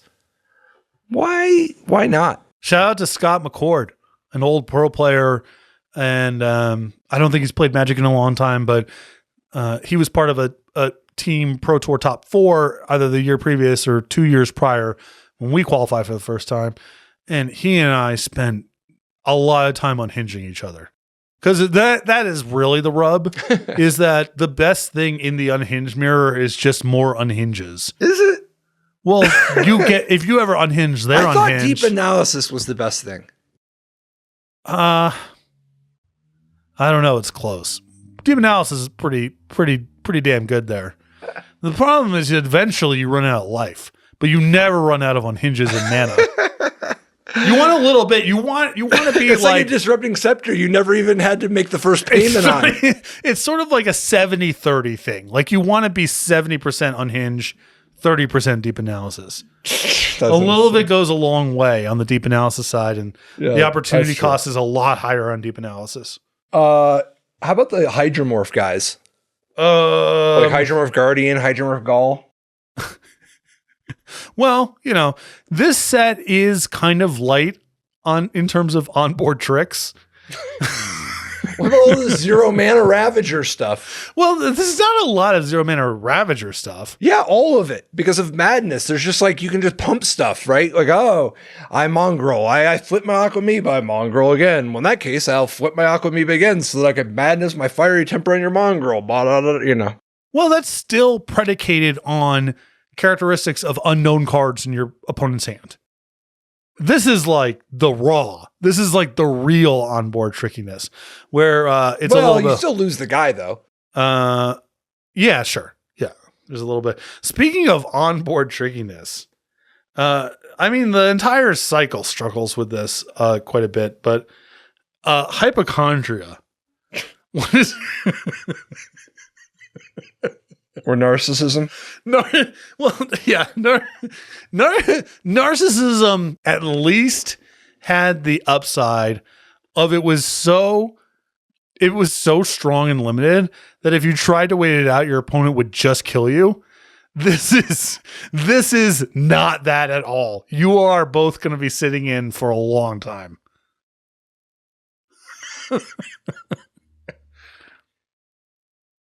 There are some problems with hypochondria. Yeah. Isn't there another white card that was just made? There was like 1 and a white, and you can pay a white and discard a card to gain 3 life from Tempest Block. Oh yeah, I know the one you're talking about. Yeah, I don't know. Maybe Mirage Block, but I know the card you're talking about. Like, this is more from the world of, I guess, white just has freaking Samite healer stuff. Yeah. And it plays horrible. Oh, really bad. Hypochondria is definitely anti-fun for both players. Yeah, it's horrible. No one has had a fun game involving this card.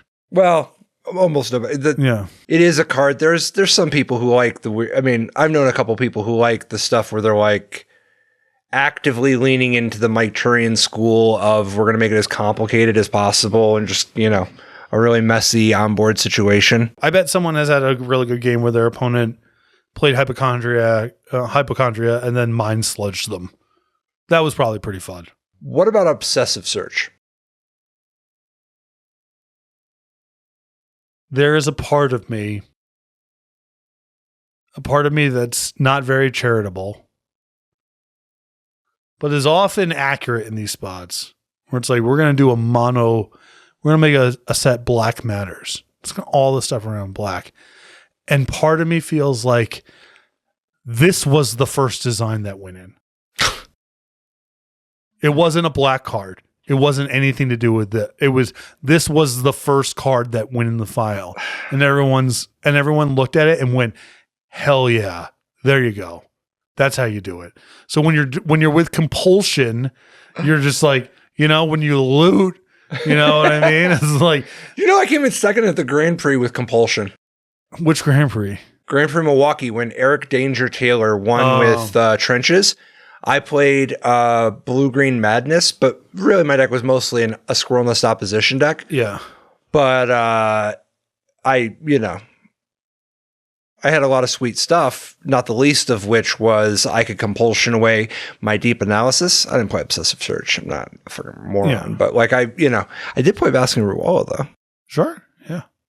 Free is free. Free is free. Free is free. What is even going on with this -1 hate, by the way? Like the Torturer and Rancid Earth, like what is it? Just like they're creating a texture, I guess. I mean, the Rancid Earth dealing 1. I like that. I kind of do too. So there's a line, and I don't know where the line is, where Threshold, this is ambiguous if it got better or not. I kind of like in a way that I don't like Threshold. Now this is like clearly worse. And Rancid Earth is kind of like straddling the line. I think the story is reasonable, makes some sense. It was quietly a huge part of Block Constructed, and the dealing 1 was a huge part of the gameplay of the card. Absolutely. So it did matter. Like, I mean, it mattered on the margins. Just, again, for those of you who weren't around, a lot of mono black mirrors, as you can imagine. You Rancid Earth the person's Cabal coffers, and, or their swamps, depending on what it is. So there's a couple different dimensions to Rancid Earth. Or you Rancid Earth somebody's squirrel nest and kill the squirrels. Yeah, that is really sick. So you have, in the mono black mirror match, first of all, the game is largely about Mind Sludge. And so Rancid Earth is a way of like, you're keeping your opponent off of that. Like if you go second, you actually have a shot to Mind Sludge first. There's a couple high watermark one-toughness creatures in Nantuko Shade and Mesmeric Fiend. So any amount of tagging that stuff is awesome. But it cuts both ways because you're presumably playing with those cards also.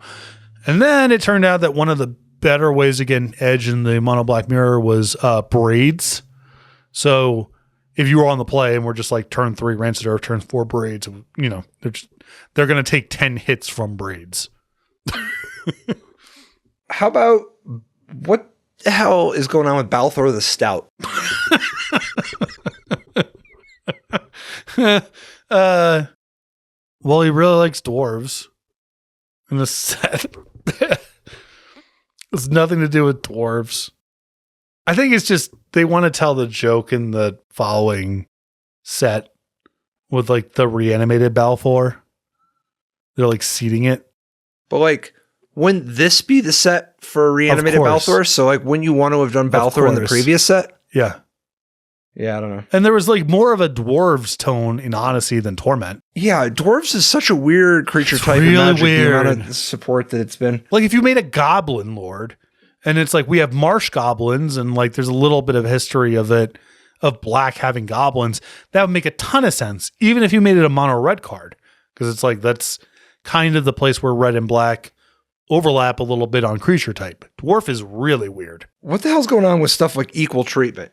And I apologize if so many of my bangers are not questions or about cards where it's like, what is even... I don't think I remember equal treatment. If any source would deal 1 or more damage to a creature or player this turn, it deals 2 damage to that creature or player instead. Draw a card. So, no, this isn't just like some damage prevention cantrip or whatever. This is a buff to damage for things that deal 1. It has no effect on things that deal 2, and it reduces things that deal 3 or more down to exactly 2.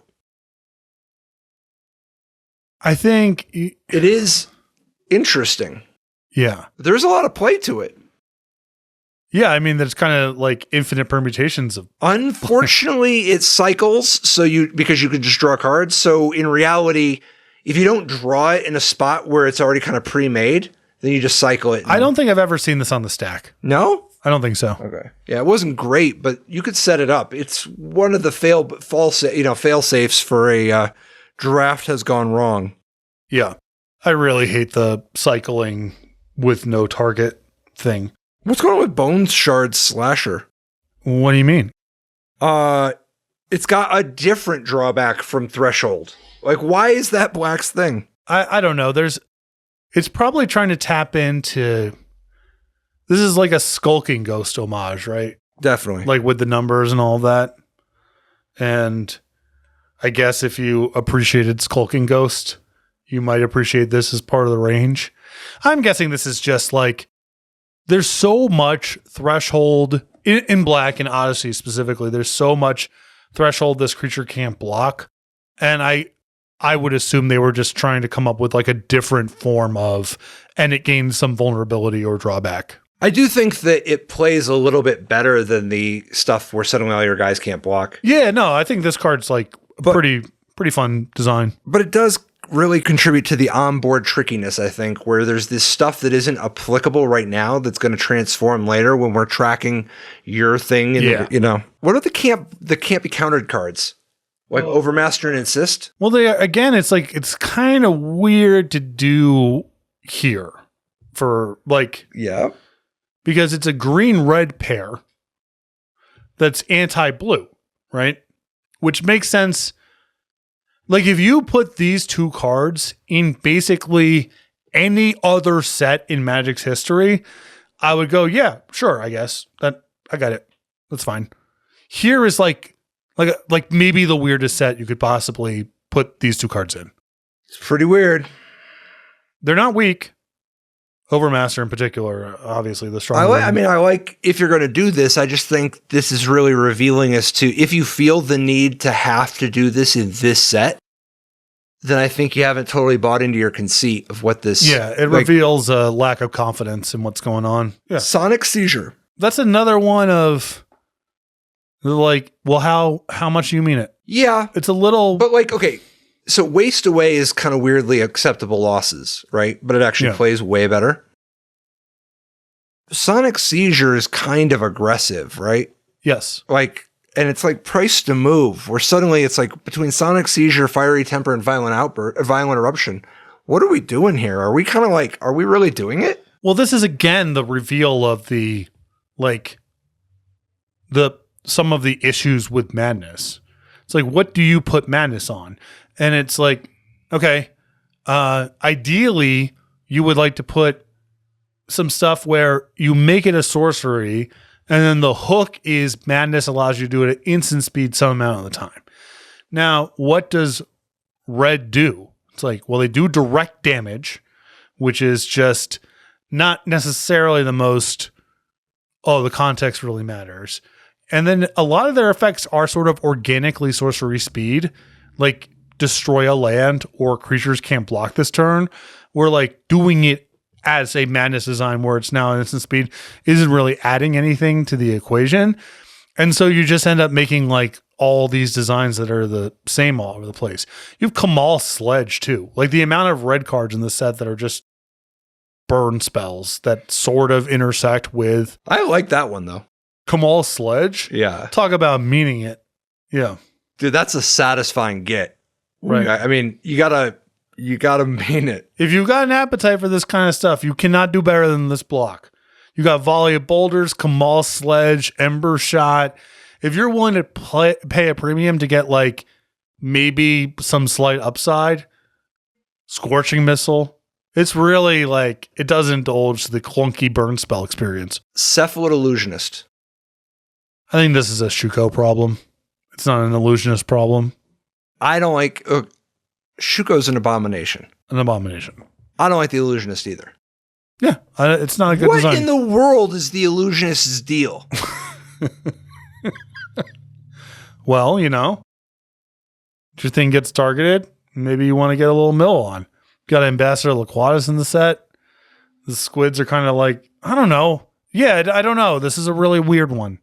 It's incredibly weird. What are your thoughts on Crazed Firecat? Flip coins until you lose. Could this have been a sweet design at a better rate? Or probably still not. This card, every single time I've seen it played, has sunk the mood.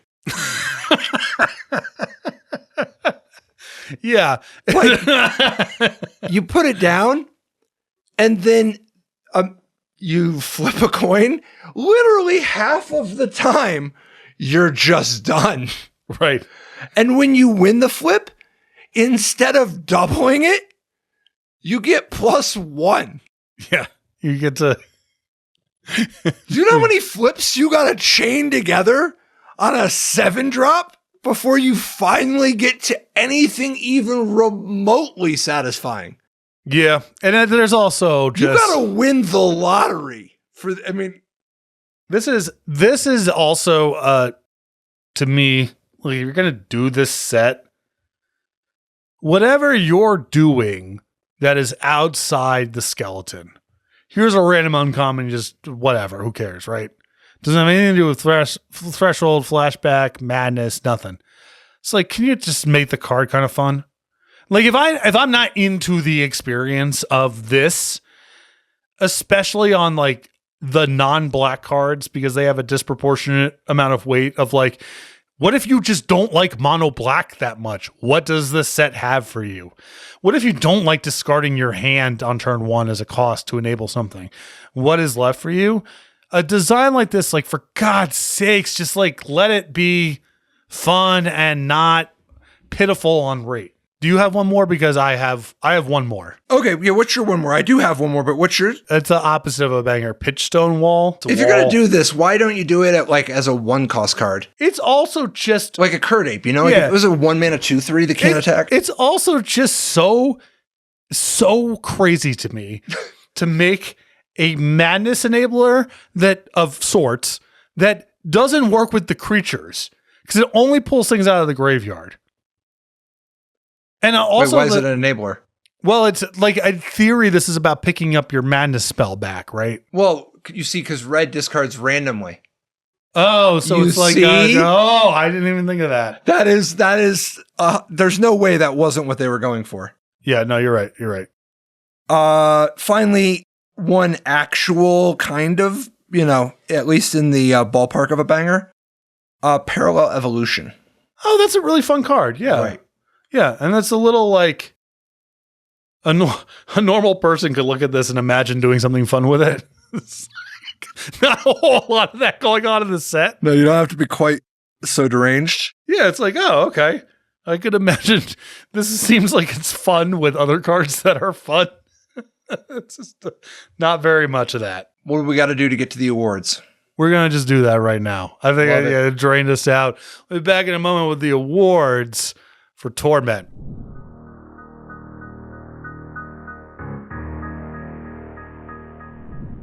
All right, awards time.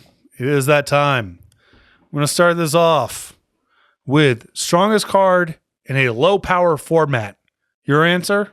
Mutilate, because I can't use the same answer for every card. Okay, I gave it to Cabal Coffers. I think Mutilate's a totally reasonable choice for, this is like you can compare it to Languish, that's the thing if you're mono black, and that's a card that showed up during stiffer competition. Sure. And I think Mutilate is a lot stronger than Languish. Yes, I think so. Yeah, scaling up all the way up is quite a bit different. But I think Mutilate is a great card to be strong. All right. Strongest card in a high power setting. My answer, Cabal Ritual. Cabal Ritual. Cabal Ritual, yeah. Right. There's actually you said there was a lot of competition. I think that there are a lot of cards that would be competition in other sets. To me, it's definitely Cabal Ritual, but there's a bunch of other not embarrassing cards if you just set aside Cabal. Right. If you set aside Cabal Ritual, what's number 2? Is like, there's a pretty deep number bench. 2? I mean, because number 1, that's really strong anyway, but like, Deep Analysis is pretty freaking strong in powered formats. Breakthrough, Cephalid Illusionist? Right. Icarid? There's like a lot of cards here. Overmaster, Insist, like those cards have context in high power formats. Yes. Even Grim Lavamancer. Yes, definitely. Yeah. Basking Rootwalla. Yep. Definitely. Like there is a bunch of stuff here that is like, it is wild how many legacy cards are in this set for how weak most of the set is. Yeah. All right. Next up, favorite or best commander card. Your answer? Radiate. I love the big moments for Commander. Like I love sometimes the just causing chaos. I got a real Joker side of me that can come out. Radiate's a really good choice. My answer is Plagiarize. It's a great one. Plagiarize is really, really sweet in a multiplayer setting. You might not get invited back, but you do have one really dramatic moment. I loved how into Plagiarize people were in the real world too. Yeah. Myself included. Right. I couldn't help it, man. Like, there's something special about doing that kind of thing at 4 costs where you have to like really invest. So like I love a really good gotcha, you know? Favorite art? So this is going to go to Barbarian Outcast. Because if you remember the Apocalypse episode, I discussed my fondness for Gladenar and some of it being the Magic Online trigger popping up when someone was about to honey drink it. This is going to sound made up, but I swear this is true. 2 separate times on Magic Online drafts while the set was live, my opponent just went Mountain, Barbarian Outcast. And then pops up. And then it pops up. And the art, because he like the Barbarian Outcast is kind of like looking behind. So there's this tone of like, what the fuck are you doing, man? Like this asks for so little from you. You had one job. You had one job. Just wait until you have a swamp. So like every time I see that art, I giggle. Like I cannot help it. This is an insane card to do the set after Mad Dog. Really, really crazy. That's so wild. Also, why is it a 2/2? Like, if you're going to reward him for color black, I mean, maybe that's just, I don't know. Like, what if this card was a 1-mana 2/2? Sure, yeah. Is that less fun? Because everybody just... Well, they would have been more than twice. If people were doing it to me at 2 mana, I had to imagine at 1, it would have been all over the place. Favorite art for me? Hypnox. That's a great one. I do like Mutilate, but I don't love Mutilate's art. I like Mutilate as part of the range. I love Hypnox. Yeah, Hypnox is sweet. Biggest design success in the set? My answer to this is most of the power is in the stuff that the set is about. And again, you had to hand wave some of the assumptions. Like, you're not supposed to do this stuff in the first place, right? But once you are down that road, it's actually like, well, if this is going to be the world, then we're going to make it the world. And the power points are in things like stuff that cares about graveyard, stuff that the madness cards, some of the enablers. Like, it is, like so much of Magic's history leading up to this point is like, all right, we're doing Stronghold, and we've got slivers and licids and all this different stuff. And like, what's actually the most powerful cards in the set? It's like, it's Mox Diamond and Ensnaring Bridge. It's like nothing to do about anything, and like kind of hostile to just whatever is going on. And this set is, again, like, you gotta hand wave some assumptions away. But once you're there, I think where the power points are put is really, really smart. Part that I really loved the most was the strangling. Yeah. I think that Mesmeric Fiend and Faceless Butcher, Laquatus' Champion, I loved all that stuff. Yeah. And I'm glad that they kind of turned that into an omnipresent part of the game, because that's just one of those big breakthroughs where it's kind of like in Visions when they make 1/8/7s, where you're like, this should just be part of Magic. Right. Yeah. All right. What's your answer for biggest design failure?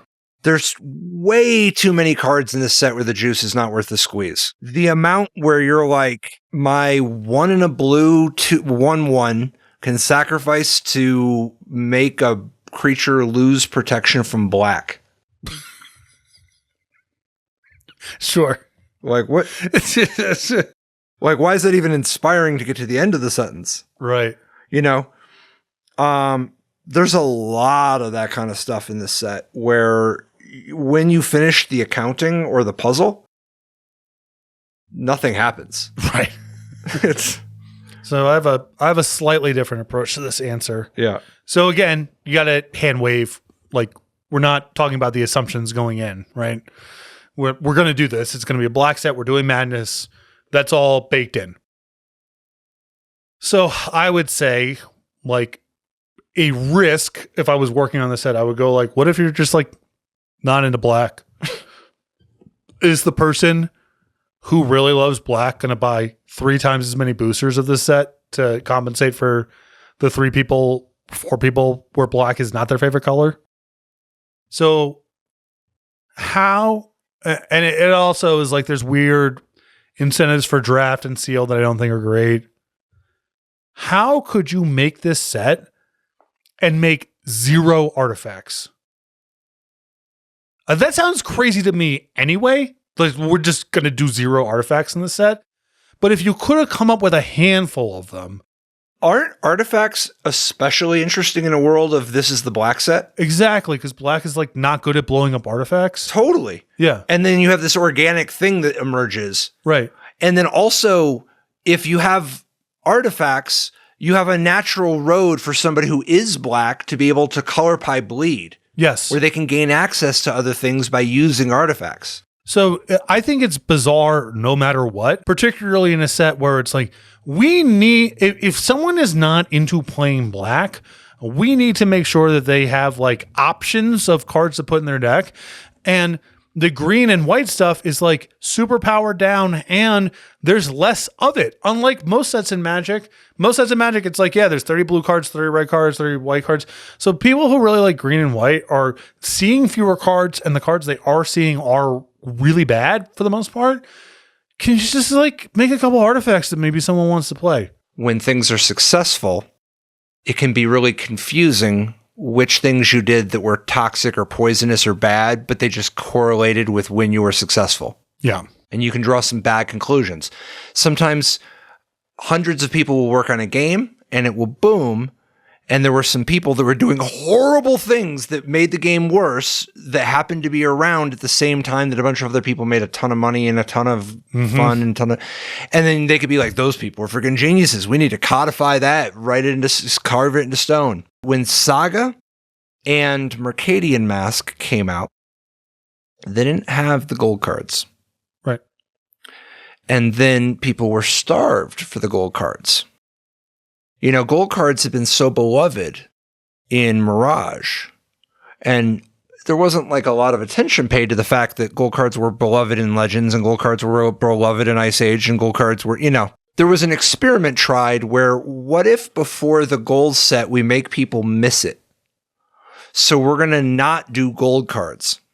So they're going to be like really wanting it by then because they did gold cards a whole bunch. You know, Tempest had gold cards, Ice Age, Mirage. So for a long time, there were like a lot of gold cards, right? Not a lot, but there was like a steady trickle. Mm-hmm. And then Invasion was beloved. And so there was a lesson that was taken away from that was how great is it to starve people of the thing that you're going to then give to them later? But part of the problem with this is that if you don't give people gold cards and then you give them gold cards, they were able to play a very good game without the gold cards. Yeah. And they don't need those cards to be able to, they don't need more gold cards to play with the new gold cards. They just need cards of the 2 colors. Yeah. However, when you get up to here, there was an idea of we're going to do so we have all these gimmick sets lined up. We have a whole bunch of gimmicks lined up. We're going to do Onslaught block. So we're going to starve people of all the tribes. That's why Odyssey block has all this freaking insects and squids and weird stuff. Dwarves. We're going to starve people of goblins and elves, and we're going to zombies. We're going to starve them. And so instead we're doing nightmares and dwarves, and you know what I mean? But the problem is that plays horrible because all of the tribal stuff doesn't work with anything. Mm-hmm. They also know that Mirrodin is coming. So we're going to starve the world. And as a result, neither Odyssey block nor Onslaught block is like loaded with artifacts. Yeah. So that people miss them. The problem is that by then it's like, well, we made all these parasitic artifact mechanics that just don't work with the previous cards. Also, Odyssey is going to be gone by the time Mirrodin comes around. Also, what do you mean starve them of artifacts? Right. Now, fortunately, they learned their lesson after that, where they're like, we don't need to like starve people of the thing that we're going to give them. We just need to make sure that they actually have an appetite for it. Mm-hmm. Sometimes you can a little taste, like a little salt begets more of an appetite. Absolutely, yeah. You remember how much you enjoyed something. But that's why Torment doesn't have artifacts. All right. Well, I think that sucks. card you've won the most with. This is tough, but since I can't use the same answer for everything, I'm going to say Deep Analysis. This is one of the easiest ones for me of all time, Grim Lavamancer. My real answer, but I can't. It's also my answer for other. All right. Maybe Deep Analysis is my real answer. I don't know. All right. I love Grim Lavamancer so much. That's like and so the card you've lost the most to. Grim Lavamancer. Mine is Deep Analysis is on the short list, but it's Breakthrough. Anytime my opponents played Breakthrough, I'm like, I'm just dead. Something bad is happening. They're going to dump their deck over in like a turn. And I've got a Grim Lavamancer in play. It's not going to be good enough. Also would have accepted Fiery Temper, Aquamoeba, Circular Logic, Cabal Ritual.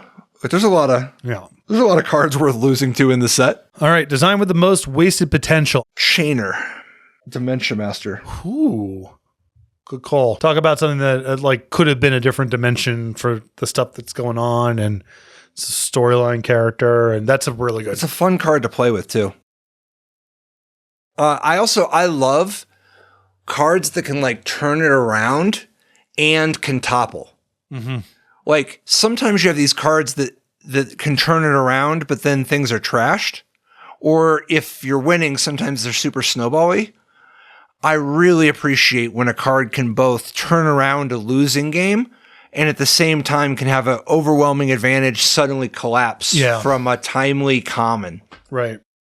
And the way you play with Chainer is there's a feel to it that's distinct. It's its own card, and it truly does feel like I'm doing something different. I'm not just mechanically patching stuff together. So when you're saying wasted potential, do you mean like this would have been a great spot to just put in more rate, or do you mean you would want to have like reimagined the card in some fundamental way? Not reimagine it. I would have tweaked it a little. Like I don't think it needs to. Like for instance, I mean, I would have gave it a better rate, but like I'm not even sure that it needs +1/+1 as much as maybe there was a +1/+1 so clean that maybe that's the better way to do it. Yeah. I don't know. I'd have to start by experimenting with the rate being better. I just think that Chainer is a more fun card than Braids. Yeah, that's fair. My answer for most wasted potential, the Possessed cycle. I think it's just so... You think there's a lot of potential there? Or a good opportunity to cut 4 cards? 3. I'd keep 1. Keep 1. I'm fine keeping 1. But... I like the idea of making them all cost different amounts and have different ways of killing. Exactly. Because if you showed off 4 different ways to kill a creature that are all black, but at the same time are resonant with the specific designs you're making, that would be kind of cool. Yeah, this is just so... It's just like... I don't know how else to put it. Every one of these you see makes all the ones you saw before it less cool. It's a hard thing for a cycle to do. And this is just so, it's really phoned in, and there could have been a lot of potential for maybe not storytelling, but at least the thing you're suggesting where like, oh, the tone and the vibe is very different. And it's kind of like, I can see how it's black, but it's connected in some way to the original color or whatever. And not just or gives them specifically something that they would most appreciate. Exactly. And not like, this is the flying one. This is the trample one. That's like, these are horrible. Yeah. Horrible. Favorite card in the set? Gotta give it to Nantuko Shade. Even more than Grim Lavamancer? Well, what's your real answer if you could repeat? Is it still Nantuko Shade? I think so. It's very high for me. Nantuko Shade's top 5. I think Nantuko Shade is just so... I think a place that I really appreciate the set a lot is the simple, straightforward appeal a lot of the black load-bearing stuff. Like the constructed cards, right? Mutilate, Mindless. And this is just like so... I remember looking and being like, I can't believe this. There's a level of like, well, Mutilate, that's just kind of worse than Wrath of God. And Mind Sludge, like this is kind of just worse than Mind Twist. And I know that Mind Twist is way too much, but like I've played with Mind Twist. Nantuko Shade felt like this is I've never seen a card like this that is this good.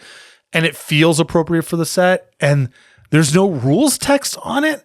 It's like, this is just like, so Grim Lavamancer, of course, there's a lot there for me personally, But in terms of just what is the excellence of this set, it's Nantuko Shade.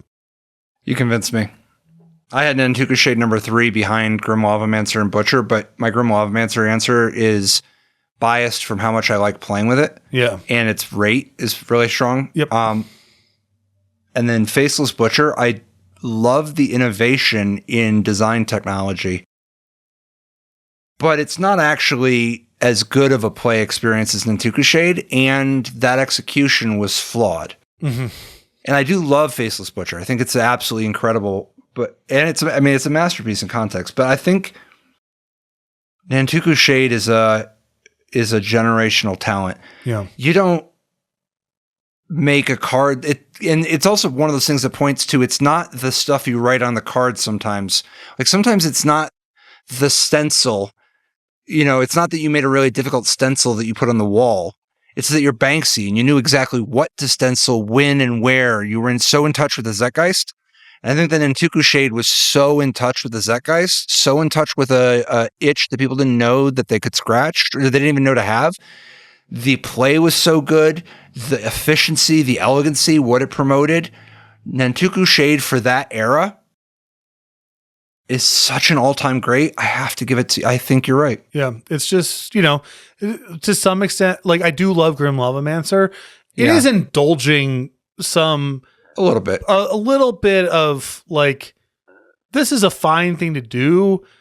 I would not want to target this particular design as being like a top 2 or top 3 in the set. Nantuko Shade, no reservation about Well, I think you can do Grim Lavamancer as a top card once in a while. Sure, yeah. Not very often, but it's uncommonly good for that, but you should still usually not do it. Mm-hmm. It's so Nantuko Shade, if you made Nantuko Shade, if you, whatever at that, you're in a good world. Yeah. You're right. I think Nantuko Shade is actually an all-time banger. God, I miss playing with Nantuko Shade. Pre-modern, baby. I got him right down in my deck box downstairs. I can hand you a deck that has Nantuko Shades in it right now. Dude, I love Curse Scroll too. You don't have Curse Scroll in your deck? Not yet. Off it. It's on the list of cards to acquire, man. It's the pre-modern spike. I didn't have them, and now I'm trying to get over the L of not having them. When talk about a card that I should have had of all people, I'm gonna flag down some Curse Scrolls from Tales of Adventure, TOAmagic.com. Eternal lives here. But before I do that, we're going to take a quick break and come back with the grades and the breakdown.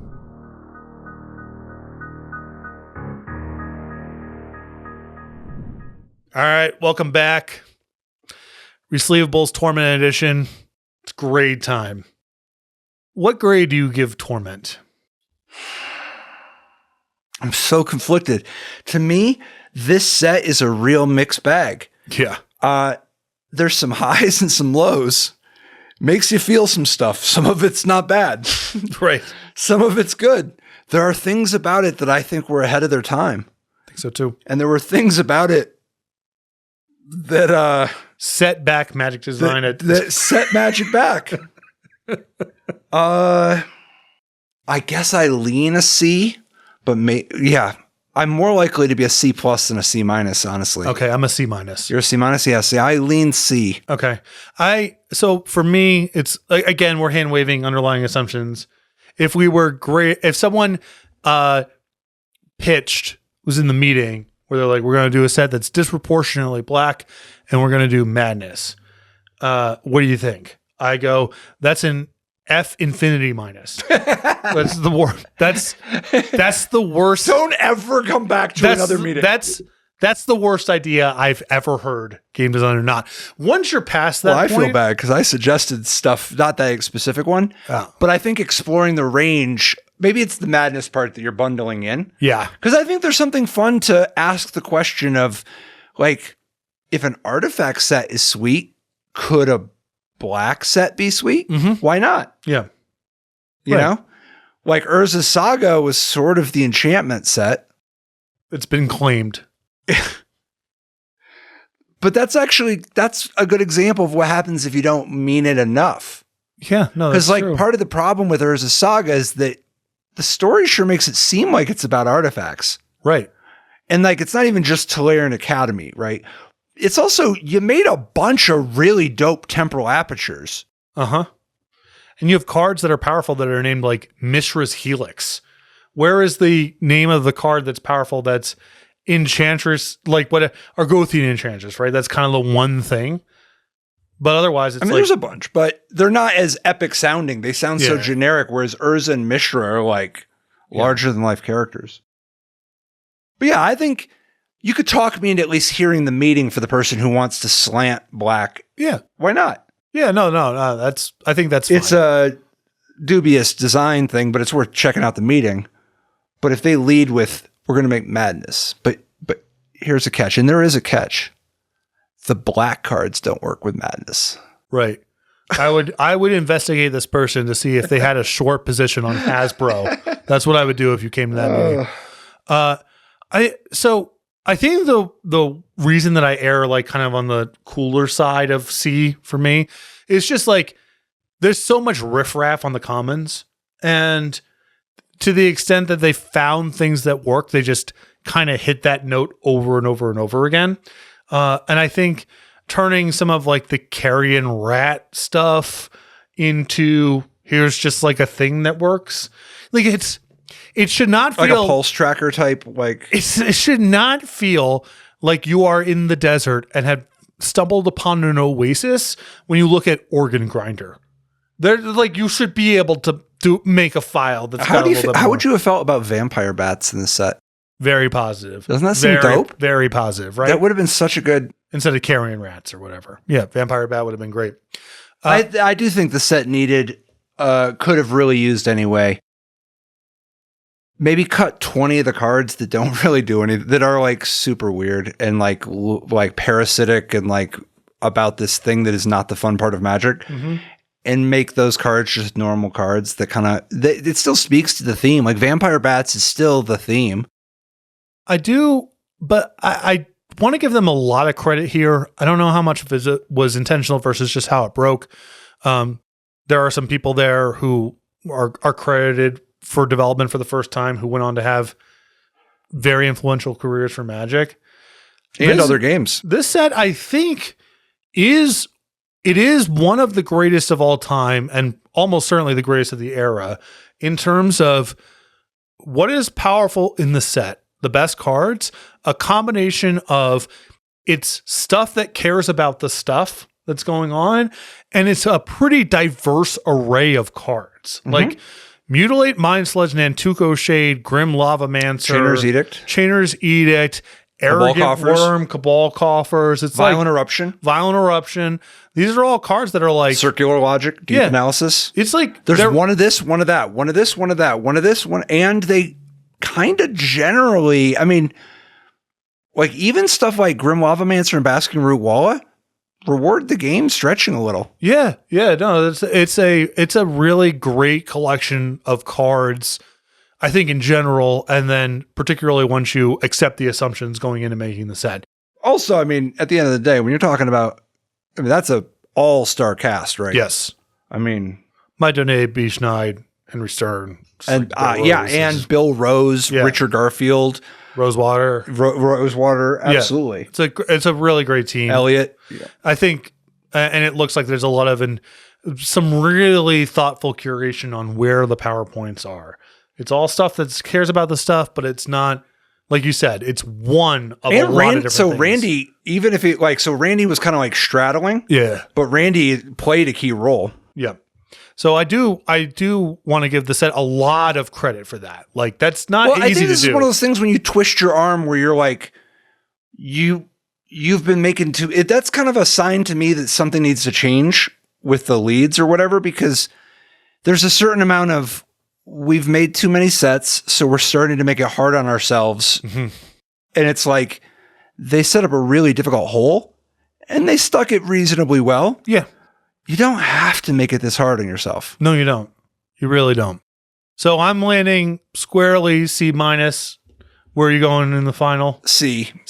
All right. C, but I'd still lean C+ if I had to pick one. But it's actually, I'm C. If you had asked me what grade I was going to give the set 6 hours ago, it would have been lower.